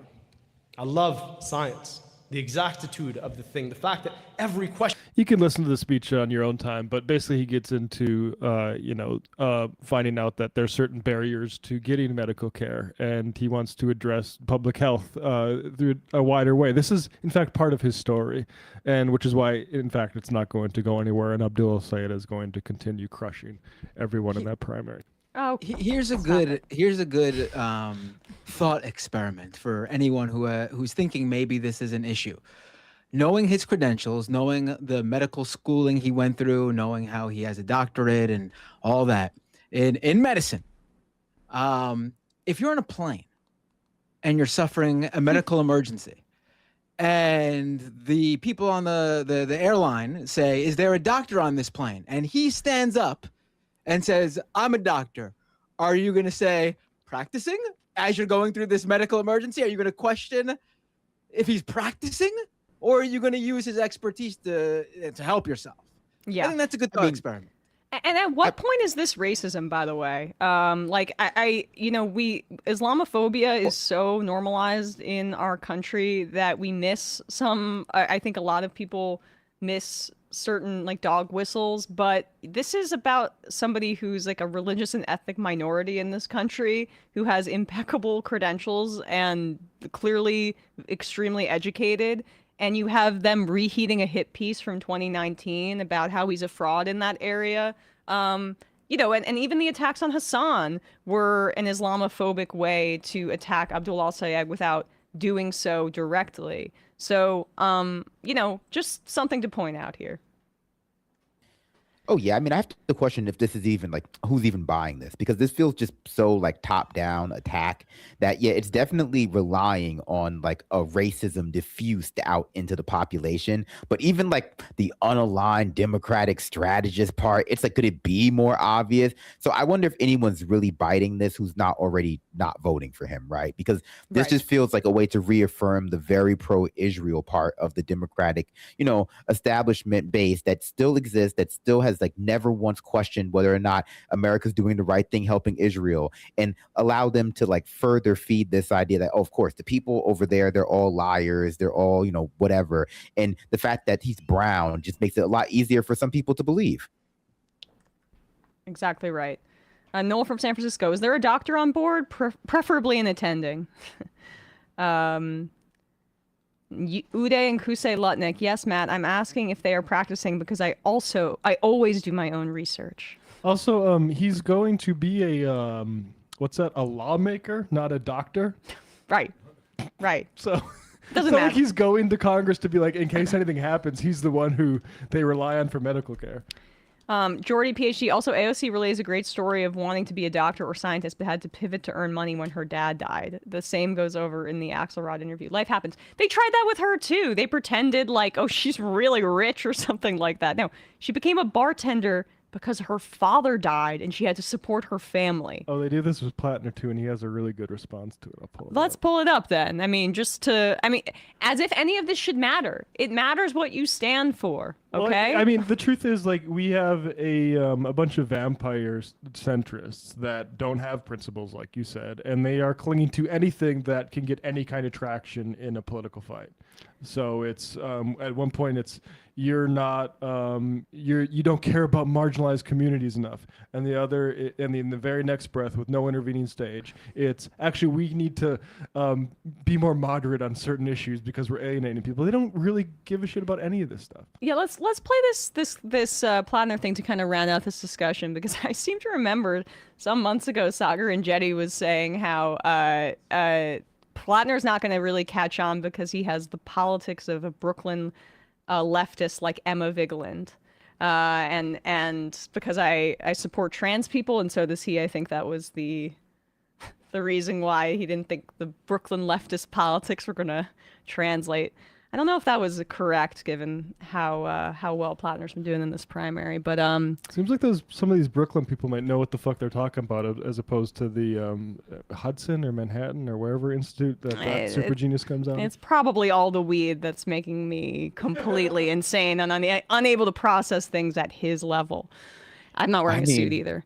Well, to be honest, because no one can afford food anymore because of Trump, like they don't really care so much about the fake trans women and men's sports thing. Like that's like, that's what you care about when you can afford to, like, put gas in your car. But now that you can't, it's like, oh, like, yeah. What was the big deal about that again? Here's Plattner doing the Brooklyn leftist thing. This is with David Sirota of The Lever. I was in this race against Mills and I'm in this race against Collins, and people were like, "These are really working class." I'm like, "Well, they're fucking not." What, I'll tell you, like, I mean, I've literally worked with my hands my whole life. I don't know how you want to qualify it, but like, they haven't. Right. They came from like historically powerful families. Yes. Yeah, my grandfather was a successful architect. Yeah. I also grew up in Sullivan, fucking Maine, and my mom is still working because she has no money. Right. And we're trying to figure out, like, quite frankly, if she can't sell her restaurant, she's got no retirement. Like, my wife and I we're not like broke, right? But there's no money at the end of the month. No, it's like ridiculous. I mean, it's like a no, I know who's poor, who's. But I think the actual question here, and this is I got into it with some New York Times reporters the other day. Of course, the New York Times is very into this very important question. And I was like, look, the real question here is like, what is the definition of working class today? And for me, it's essentially everybody who isn't just making all of their money on an immense amount of wealth. If you start a business and you get successful, but you still have to go in every single day and work your ass off, I'm sorry, you fucking work for a living. You work, and chances are when you go home, when you look at your tax bill as a small and medium-sized business, you probably have moments like, fuck, like we're gonna have to figure out how to make this work. There you go. All right, love Plattner, but he's in the general now.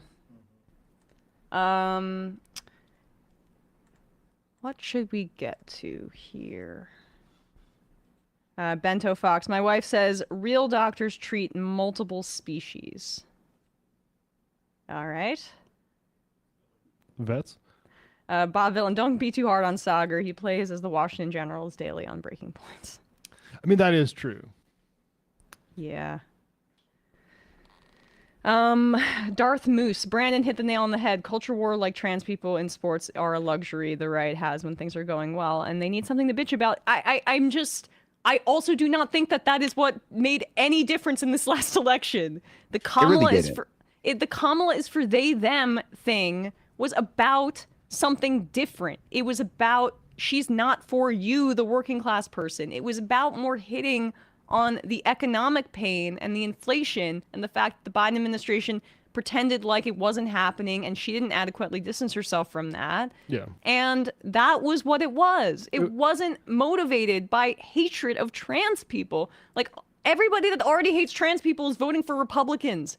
They've already had that locked up.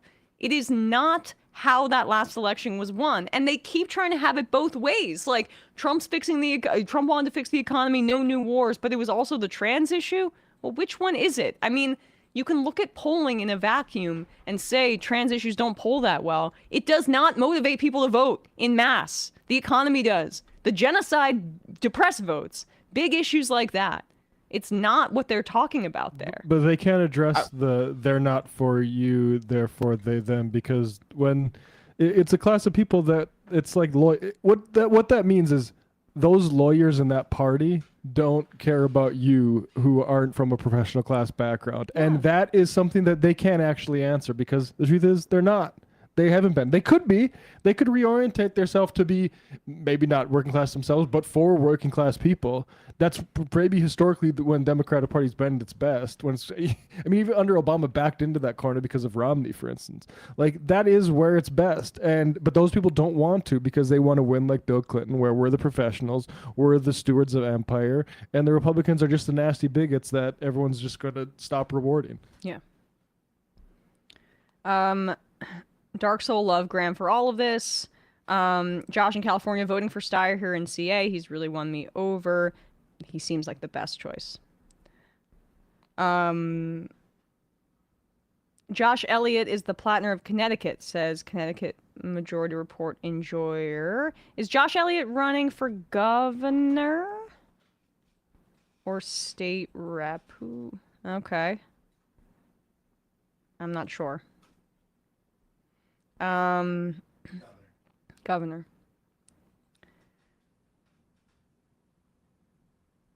Curse of the Mamdani. Ahem, seatbelts, Graham. He is wearing a seatbelt in that clip. I actually was worried too, so I checked. Darth Moose. Brian just left.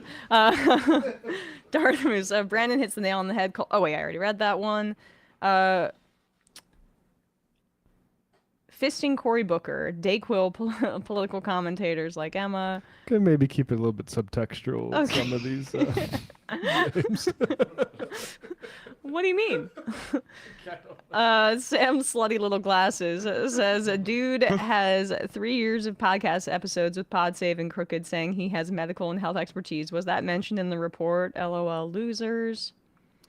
Curse of the Mamdani. This article speaks more to the third way and conservative Democrats losing their grip on the narrative almost entirely, more than it does anything to besmirch al-Sayed. I just hope with hit pieces like this, they eventually give him the beard he's always wanted.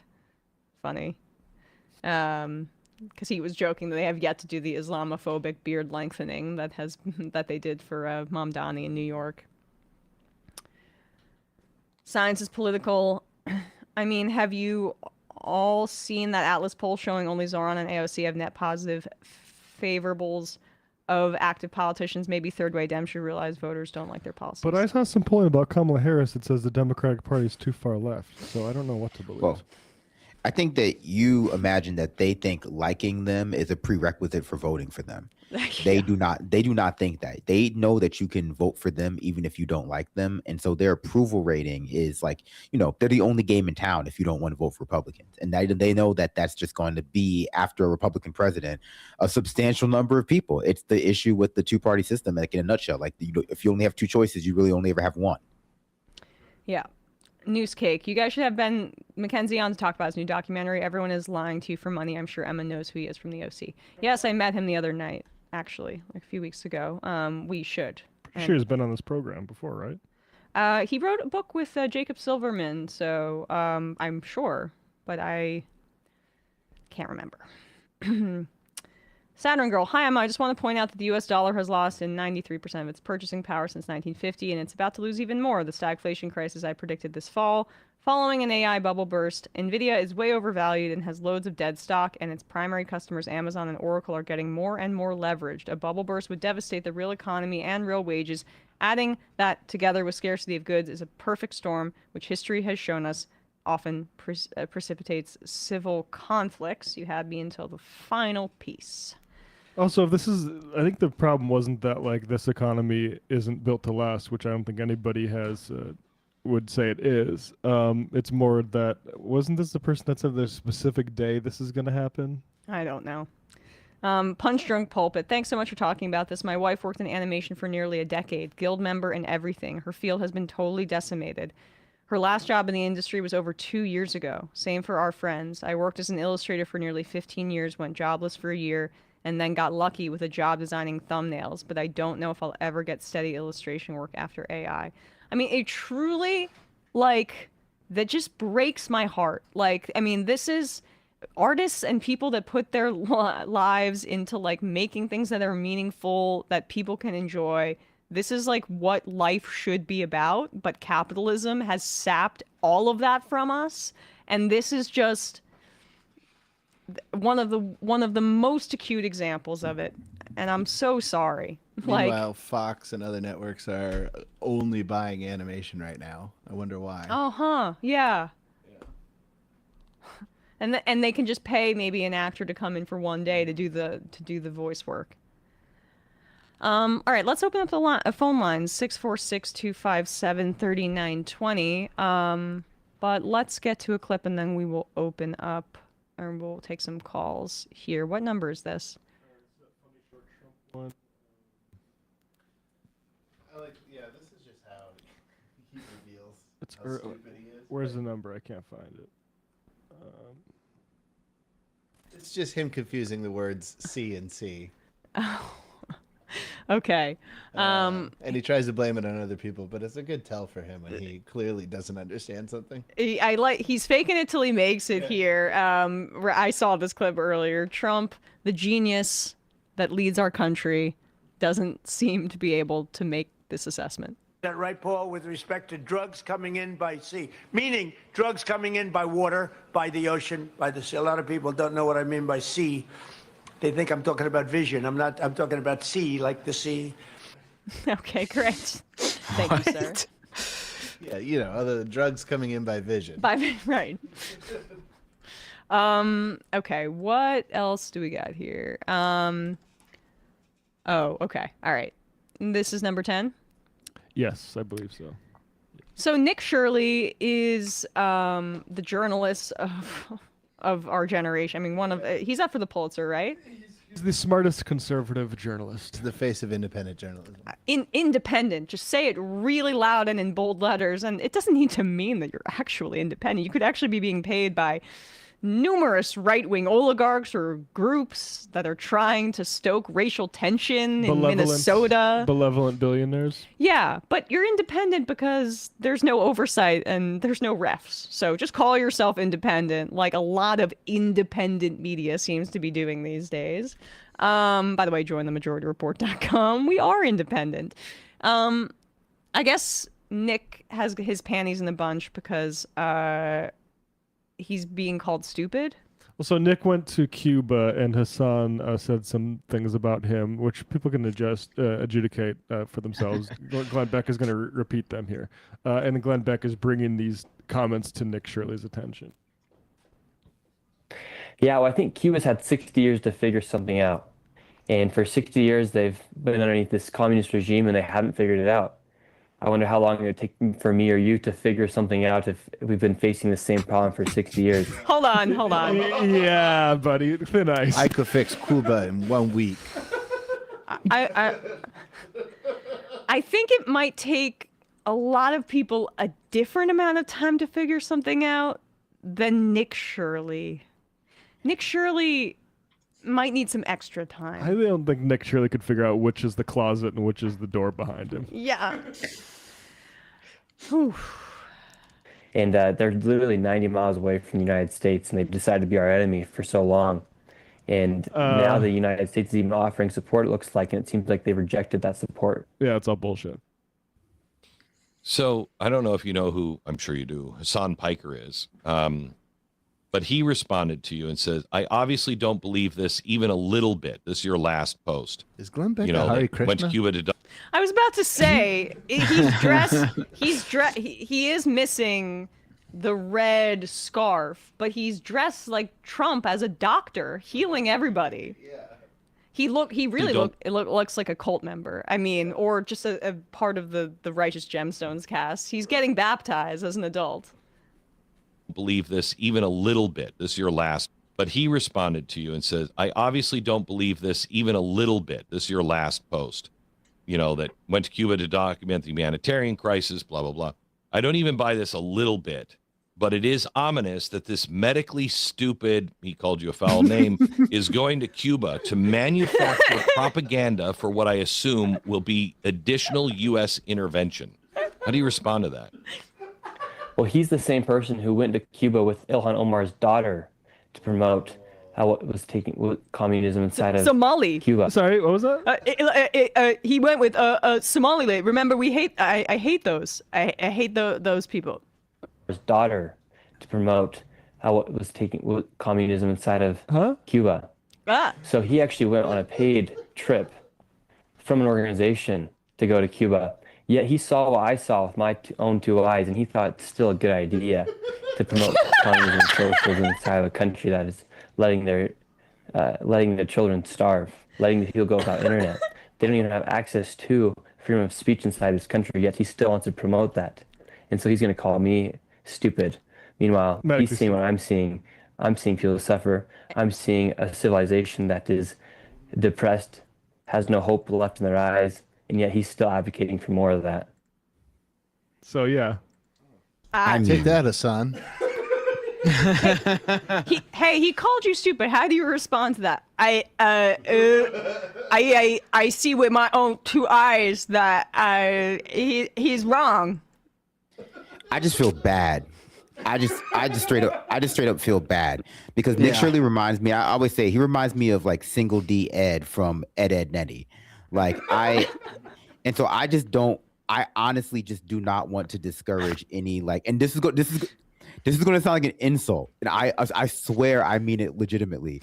I do not want to discourage any disabled people from creating content online. I just do not agree with the kind of content that Nick Shirley creates. I'm gonna leave it at that. I mean, at the very least, can you scrape the peanut butter off the roof of your mouth?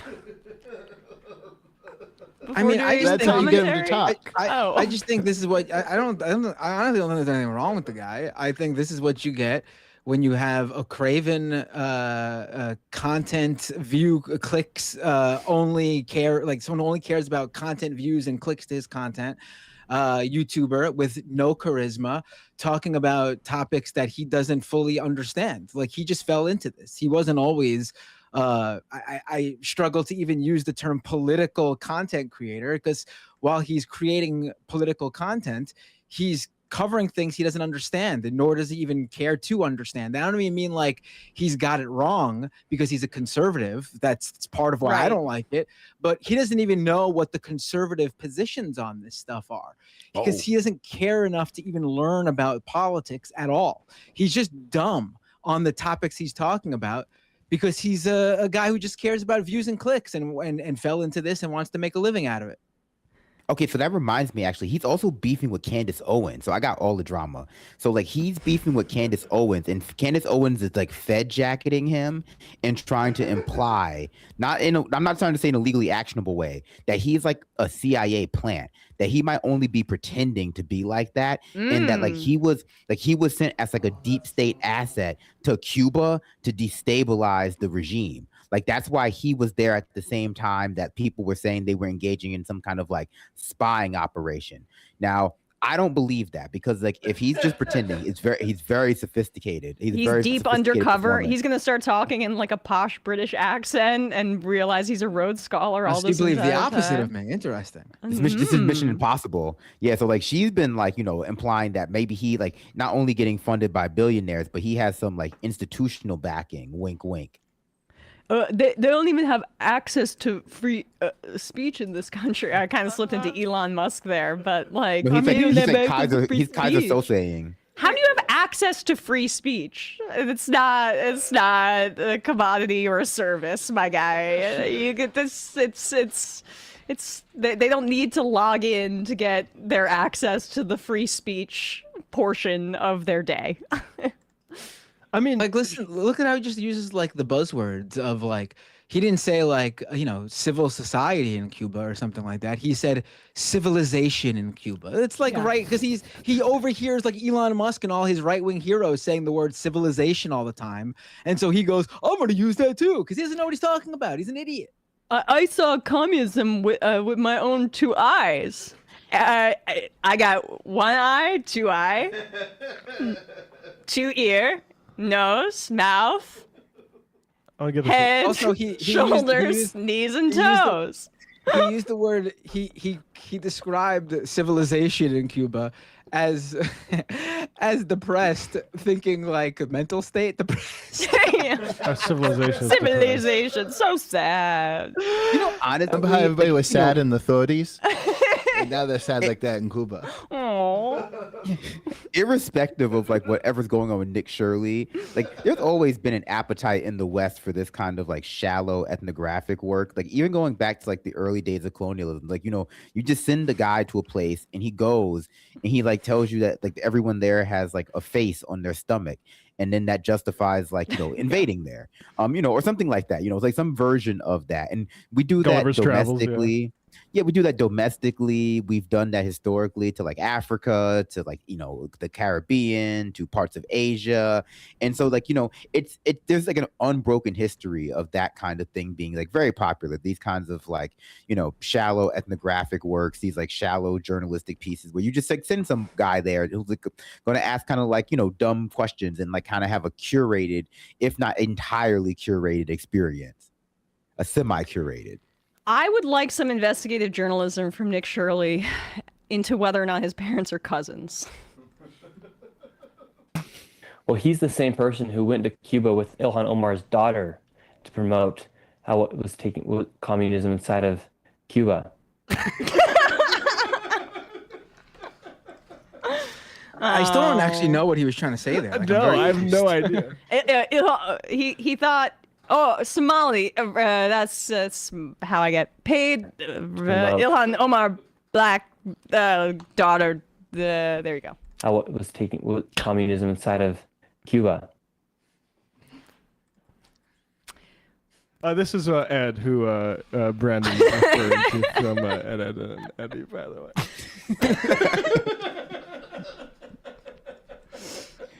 It's uncanny to me. You should play a clip. You should play a clip when he like says something. It would. Can you play a clip? Yeah, well, I'll read some IMs as you tee it up. Will from Indiana, statement from your PR director, the majority report does not support bullying the mentally handicapped, but there's a universal exception or two to this position. I'm sorry, this is the dark woke era. We're making fun of Fetterman. We are making fun of Susan Collins' voice. I don't care. Enough. Also, like, we're making fun of RFK. The people that complain about that, like, I don't usually say this is why the left loses, but that is why the left loses. The idea that you could comment on Nick Shirley without like the fact that he's like basically brain dead. Like, I'm sorry. It's also shows just how like far like people's basic tastes in content has fallen. The fact that someone like that, like at least like your propagandists and right wing talking heads, they used to have charisma and be like entertaining and know how to control an audience with their speaking style. This moron just goes out there and millions of people share his stuff because he's just giving them exactly what they want in terms of like liberals bad, Democrats bad. It's ridiculous. Oh yeah. The bar is subterranean now, and AI represents like the final lowering of that bar, where it has now like fully supplanted people's like discernment for just like, well, shallow gratification. I mean, he's no Rush Limbaugh. He's no Rush Limbaugh. Like, it's amazing to think that you needed like, listen, say what you will about Rush Limbaugh. There's a lot of bad stuff to say about him, and it's all warranted, but. The guy was charismatic and could talk. Like, imagine, like, this is all you had to be as a Nick Shirley. Like, Rush, jeez, just unbelievable. Like Jesse Lee Peterson. Like, that people listen to Jesse Lee Peterson. They just have, like, no problem with it. You're like, Matt, do you have Donald Trump is the apotheosis of that. Congressional baseball fan. We're spending all this time trying to find the Joe Rogan of the left while they have the Zoolander of the right. Nick Shirley.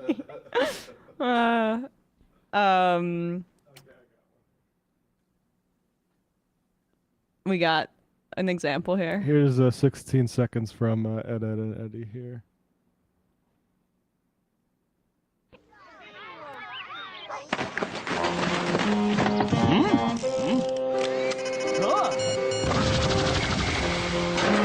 Nick on location.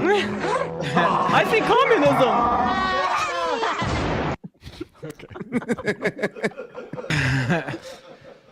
That was him entering Cuba. Yeah. They don't even have doors in Cuba. That's what communism does. No door.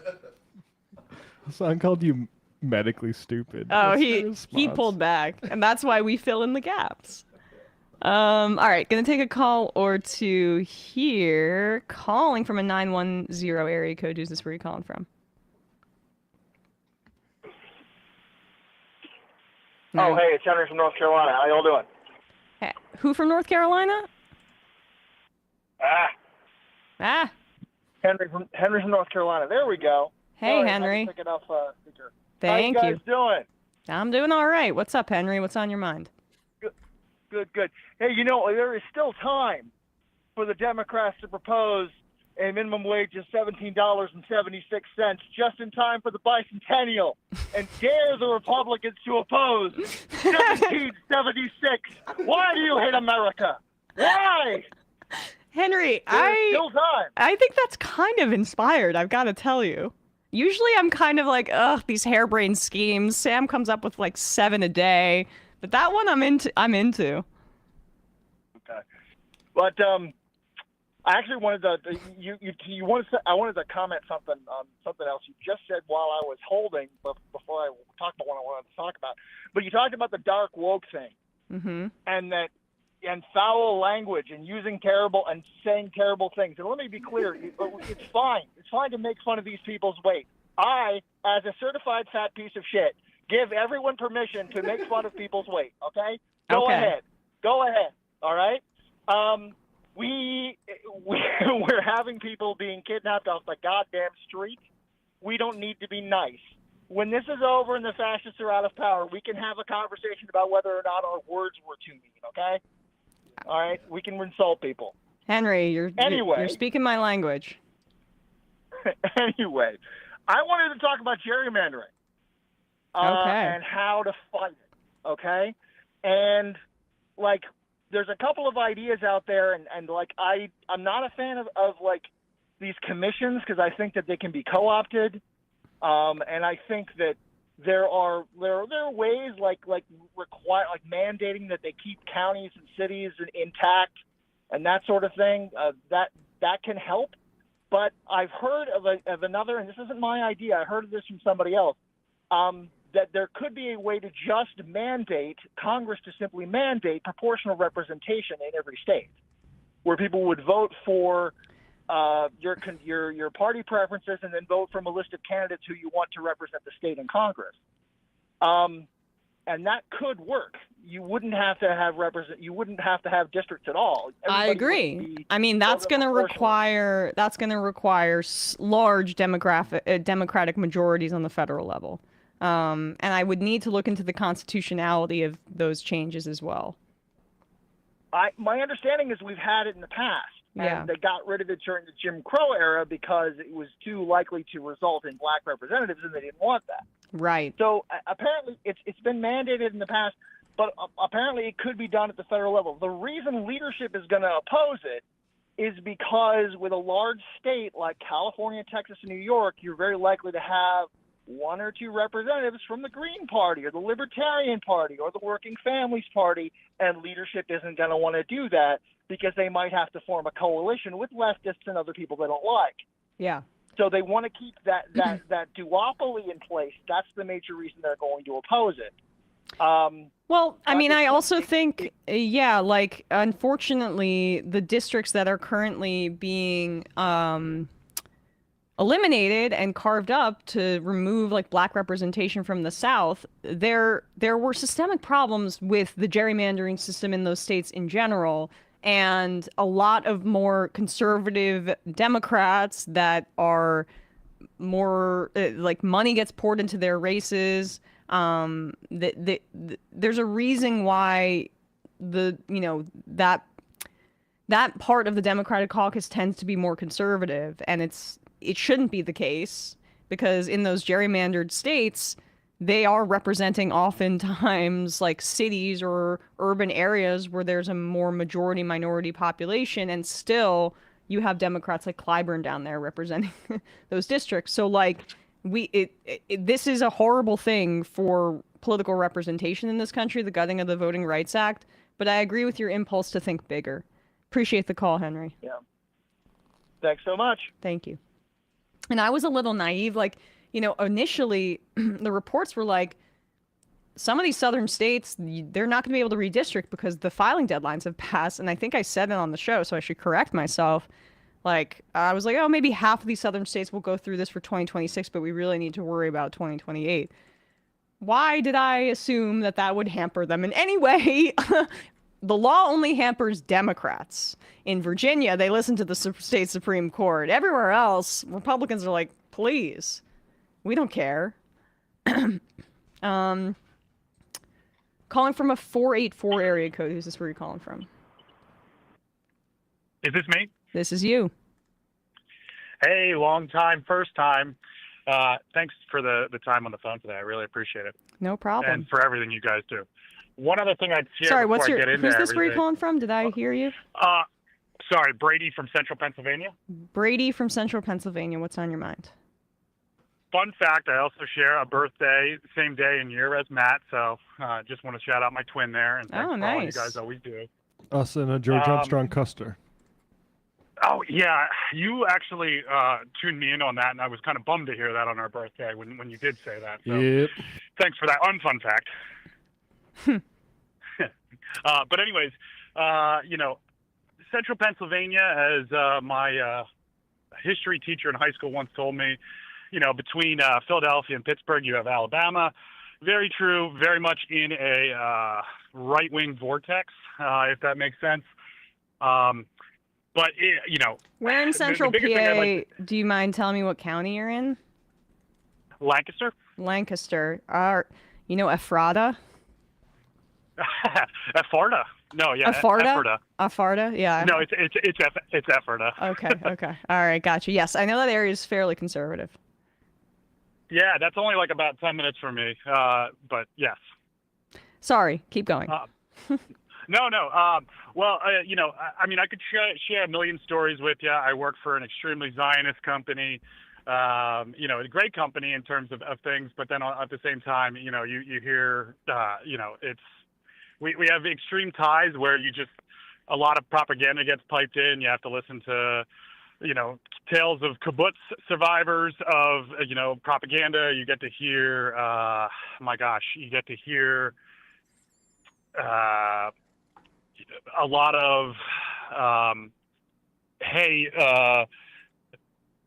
ultimately what the ceasefire, it's always Hezbollah's fault or Hamas's fault or Iran's fault. Right. And even though I do great things, I do a lot of patient education for an extremely rare disease. So like it's extremely validating work. At the same time, it subswipes you, right? With where you understand where the company sort of lies.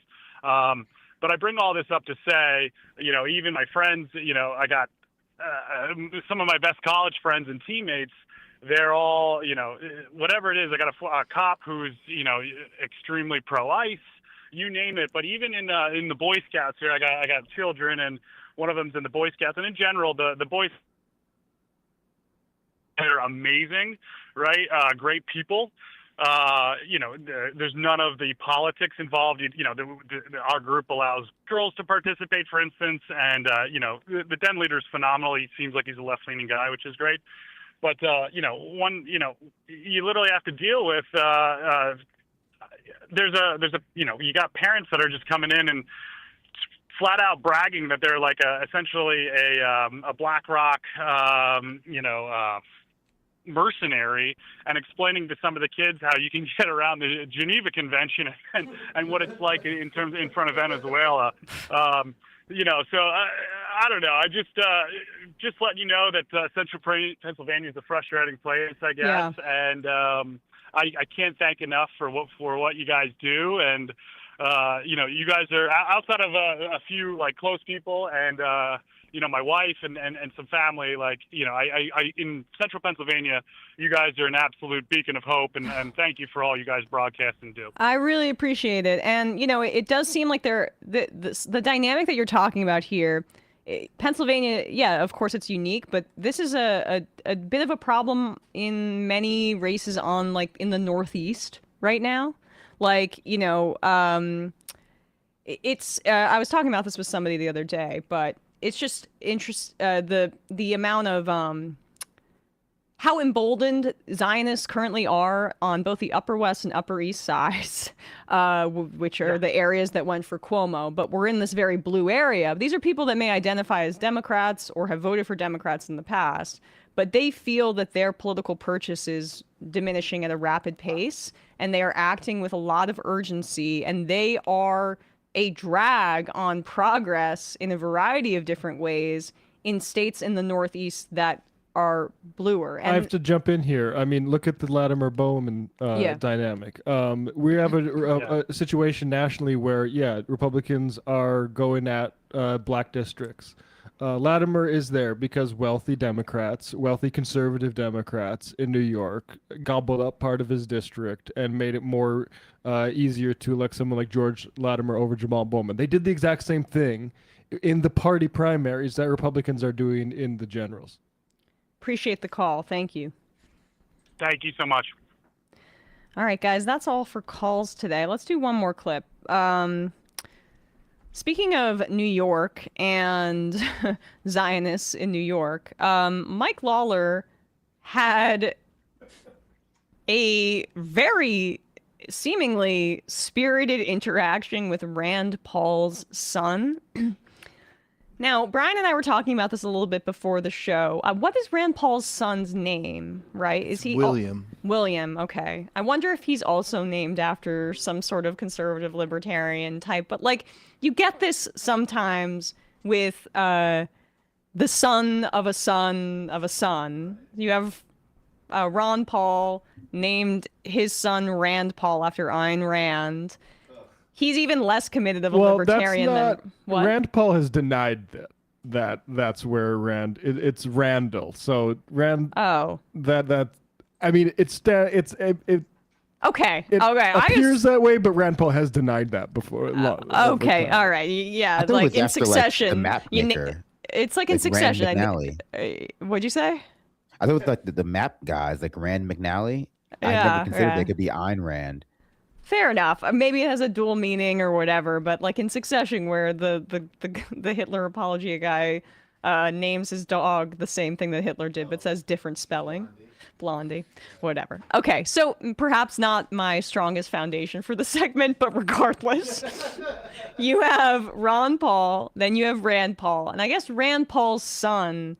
It can be tough to live up to family expectations. To family expectations, and sometimes you need a little bit of liquid courage at events with other politicians that may be a little bit more successful, that are colleagues with your father, for example. And I'm not sure what William Paul is up to right now, except for seemingly diving headfirst into anti-Semitism. Well, I think it was reprehensible. I went to grab a bite to eat after a long day, and it's one of the few places, the Tune In, that actually serves food after 10. So I was meeting a friend and one of your colleagues, and ultimately, this gentleman, William Rand, or William Paul, decided to interject into the conversation and start accosting me about, if Thomas Massey loses, it's because of my people. And I asked him, well, who is my people? And he yelled out Jews. And I asked him, you think I'm Jewish? And he said, yes. I said, well, I'm Irish, Italian, Catholic. And he goes, oh, I'm sorry to accuse you of that, which is just a remarkable statement in and of itself. But he then went on a roughly 10-minute diatribe about Israel, about Jews, about Paul Singer, and accusing Jews of being responsible for so many things, playing right into the typical anti-Semitic tropes that so many people rely on. And at one point, said that he hates Jews and hates gays and doesn't care if they die. And I think that's fucking disgusting. The conversation shortly thereafter ended. He gave me the middle finger and then tripped on his way out the door. But, look, I think it speaks to a larger issue, obviously, in society. The right. And, what we're seeing among young people and the right online. And this is the level of hatred and vitriol, frankly, that some of my Jewish colleagues experience, but many of my constituents experience. I have one of the largest Jewish populations anywhere in the country. Okay, we get it. Okay, so he is a unabashed Zionist. His district, that was the district that Mondaire Jones lost in, if I'm remembering correctly, right? If Brian, do you mind just looking that up? That his district is the one that Mondaire Jones lost in, I believe. And that was why Mondaire Jones, okay, yes. That's why he was had this incomprehensible position on Israel and moved to the right on that because, there is, I believe, a large Jewish population there, more Zionist as opposed to like a more progressive Jewish population that you'd see in Brooklyn, something like that. So Lawler has always been a staunch supporter of Israel in that way. But I guess this Paul kid has been arrested for a DUI before, so he might multiple times. I'm looking him up now. Jeez.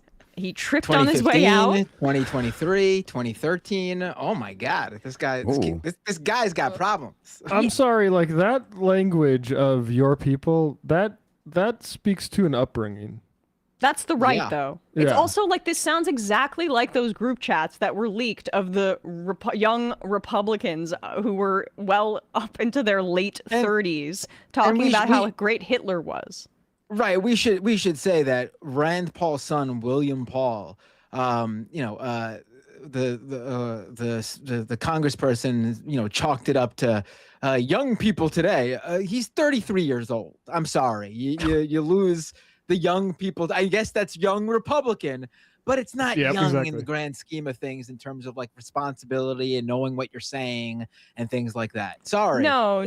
Well, no, Republican math would say that he's essentially a teenager, but if you're a minority 33-year-old, basically, I mean, you're a full-fledged adult. Don't worry about it. You've been a full-fledged adult for like 20 years. Yes. In fact, if you were a teenager, you're also an adult, and we should try you as an adult in those instances. But if you're a white kid, a 33-year-old man, you get to be completely straight out of the womb. You're just a baby, little baby. Yep, so innocent. I mean, can't you empathize with that sweet face?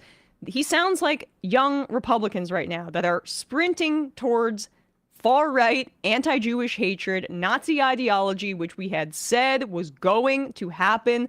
The longer Israel's genocide continues and the longer that Zionism is conflated with Judaism, the left has no problem understanding the difference between the two. It is a problem of the right. And this coward he knows intrinsically, I'm sure, that it's the right that is coming out with all of this stuff, this anti-Jewish hatred explicitly, conflating Zionism and Judaism. Marjorie Taylor Greene had did a fundraising call for Thomas Massie. And I clipped it on my social media because she talked about how Jewish donors were donating to his opponent. And she repeatedly said that. She said other things about like AIPAC, I don't want your shekels, okay? Conflating the Israel lobby with Jews. The right is trying to wash their hands of decades of cozy relationships with Kufi, with Christian Zionism that has dominated the party, that dominated the Bush administration, that dominates the Trump administration. Mike Huckabee is the cheerleader for Christian Zionism and is the ambassador to Israel. Zionism is what is driving our foreign policy towards this, not Judaism. But what you're going to hear from the right is exclusively about Jews. And Glenn Greenwald responded to me, I remember, in this exchange and was like, what do you have a problem with her saying there? They are Jewish. No, the problem is that you're identifying them by their religion and getting and missing an entire part of the story. Say you're like, stop being so woke or whatever. They are Jewish. We get to say it if we want to. Fine. You're not even understanding the full foreign policy story at all then. You're not getting the information that you need just by blaming Jews. You have to blame the military-industrial complex. You have to blame the Christian Zionists. You have to blame the defense contractors. You have to blame companies like Palantir and weapons technology that is heavily invested in Israel, and all of the universities that are invested in Israel and in the genocide, and capitalism and colonialism and America primarily, which is the source of all of this. And the America Firsters will never do that. So they're willing to throw our Jewish neighbors under the bus so that you can have millions more idiots like Rand Paul's son who blame Jews and don't look actually at the centers of power as it relates to our foreign policy. And they are stoking really, really dangerous anti-Semitism by the day with this conflation. And you're seeing that in that interaction there, even though it was a little bit funny to hear Lawler recount that interaction with such kind of I would have loved to see that. Blandness. I think you should leave skit. Yeah. I mean, this is the problem with America, is these fucking Klansmen. This is the problem we've been dealing with this entire Trump. And this is a girl. I'll just play a little bit of this. I was amazed to see this. I'm a little bit naive because like I know people who vote conservative and maybe even like have some bigoted sort of knee-jerk opinions. To see that whole "your people" thing, that takes me back. That behind closed doors, there is a whole fucking confederacy still right underneath our feet. And here's this girl from, I believe, South Carolina. This went viral several weeks ago. I'm probably about to get canceled for this, and some of you are going to be mad, but I actually don't care at all. But it's like, it shows that some people in our generation did not grow up with the parents that said the red birds go with the red birds and the blue birds go with the blue birds. It shows, because why are we mixing races? Shows. Well, I mean, a Yeah, lot of some birds people are didn't. Like, Sorry. a lot of birds are sexually dimorphic. So like the male birds and the female birds of the different birds are like actually different colors, or like they just range in colors too. So like, That's true. It's just the case that like they don't always go like along. You just Right, there's a particular red colors. the male robin looks very different than the female robin. Sexually for what? example. But yeah. You know, and I will say to the other point, like, you know, and I'm sure like people who are defenders of like the core of American imperialism, like most people who support Zionism are Christian. And that's always worth mentioning. Like the vast majority of Zionists in the world are like Christians. They're American Christians who think that Jewish people need to go back to Israel in order to like trigger the next coming of Jesus Christ, where they're all like, I don't know, conflagrated when he like, you know, descends from heaven and shoots them with his laser beams or whatever the modern Christian dogma is.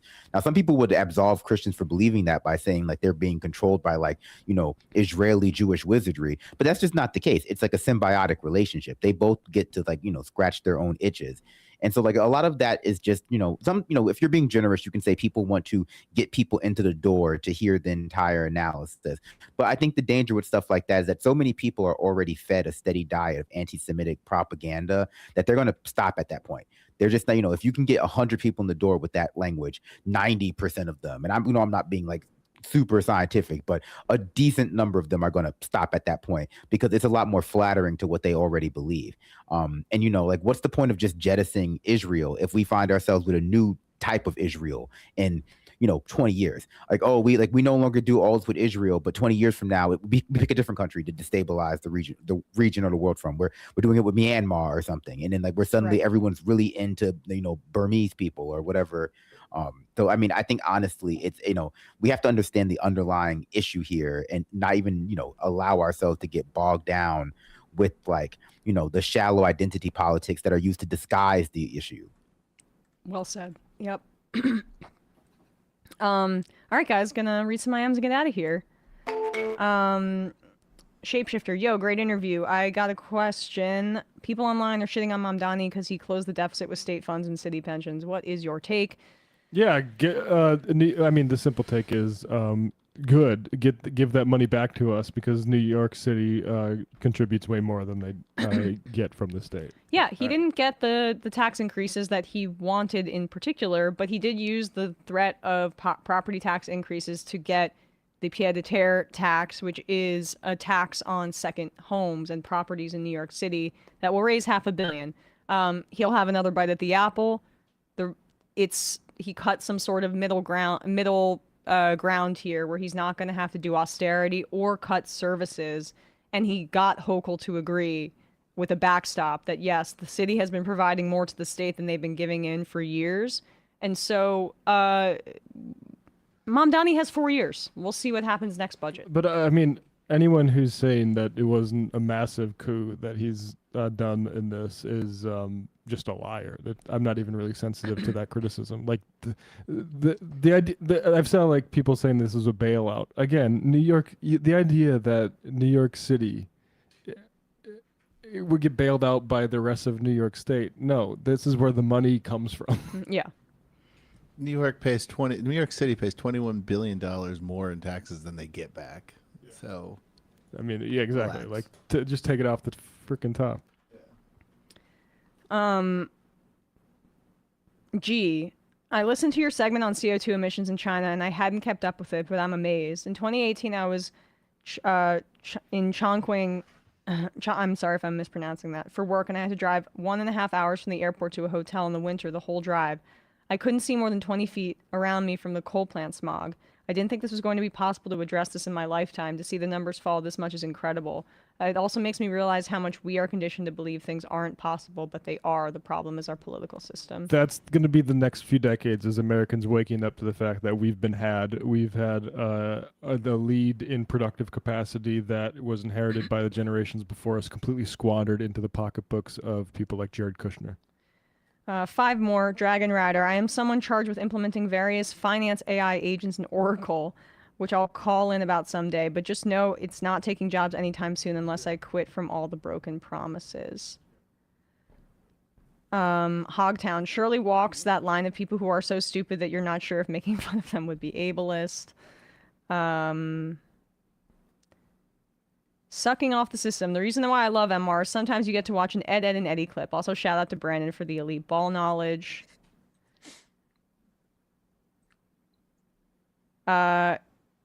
Future reactionary. I think this is what Sam would call a lagging indicator. Brandon, you remember in Multiplicity when they say, you know, when they make a copy of a copy, it's not as sharp? Fox News birthed the Shirleys of the future. And the final I am of the day. Affordability. This is a criticism about us making fun of Nick Shirley. No, that's not the final I am of the day. I'm not You're gonna read mistaken. it. This is not the final. Here's what I have to say about that. The ladies of the view. They're saying that we should make fun of him as a mediocre white man and not as someone with disabilities. Yeah, make it race-based. That's a big thing. That's worked great, yeah. And the final I am of the day. Meg MCA. He may be a 33-year-old youngster, but he will always be Rand's baby boy. All right, guys. That's so true. That's so true.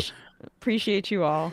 Thanks so much. Oh, I just wanted to say shout out to a fan of the show, Andy. Birthday. Happy birthday. Oh, nice. Nice. And I should also say, I'm going to be on Francesca Fiorentini's stream, The Bituation Room, in probably like an hour. Like 3:45-ish this time. So the ladies of the view. Yes. Good for me to catch up with my dear friend Francesca for lady time. We will see you Nick Shirley wishes he was mediocre. Anyway. Yeah, all right. Bye. It might take all the strength I got to get to where I want, but I know somehow I'm gonna get there. I wasn't looking when I just got caught between the truth and the light bar. But finding out won't make me feel any better.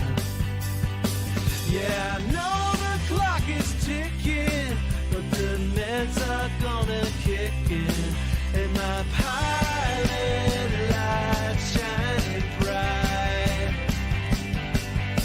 I guess somewhere the choice was made for the option where you don't get paid, for the road that bends before it finally breaks you. I guess somehow I lost my drive between the 101 and the 5. Do you know how far the detour takes you? Yeah, I know the clock is ticking, but the meds are gonna kick in, and my pilot light shining bright.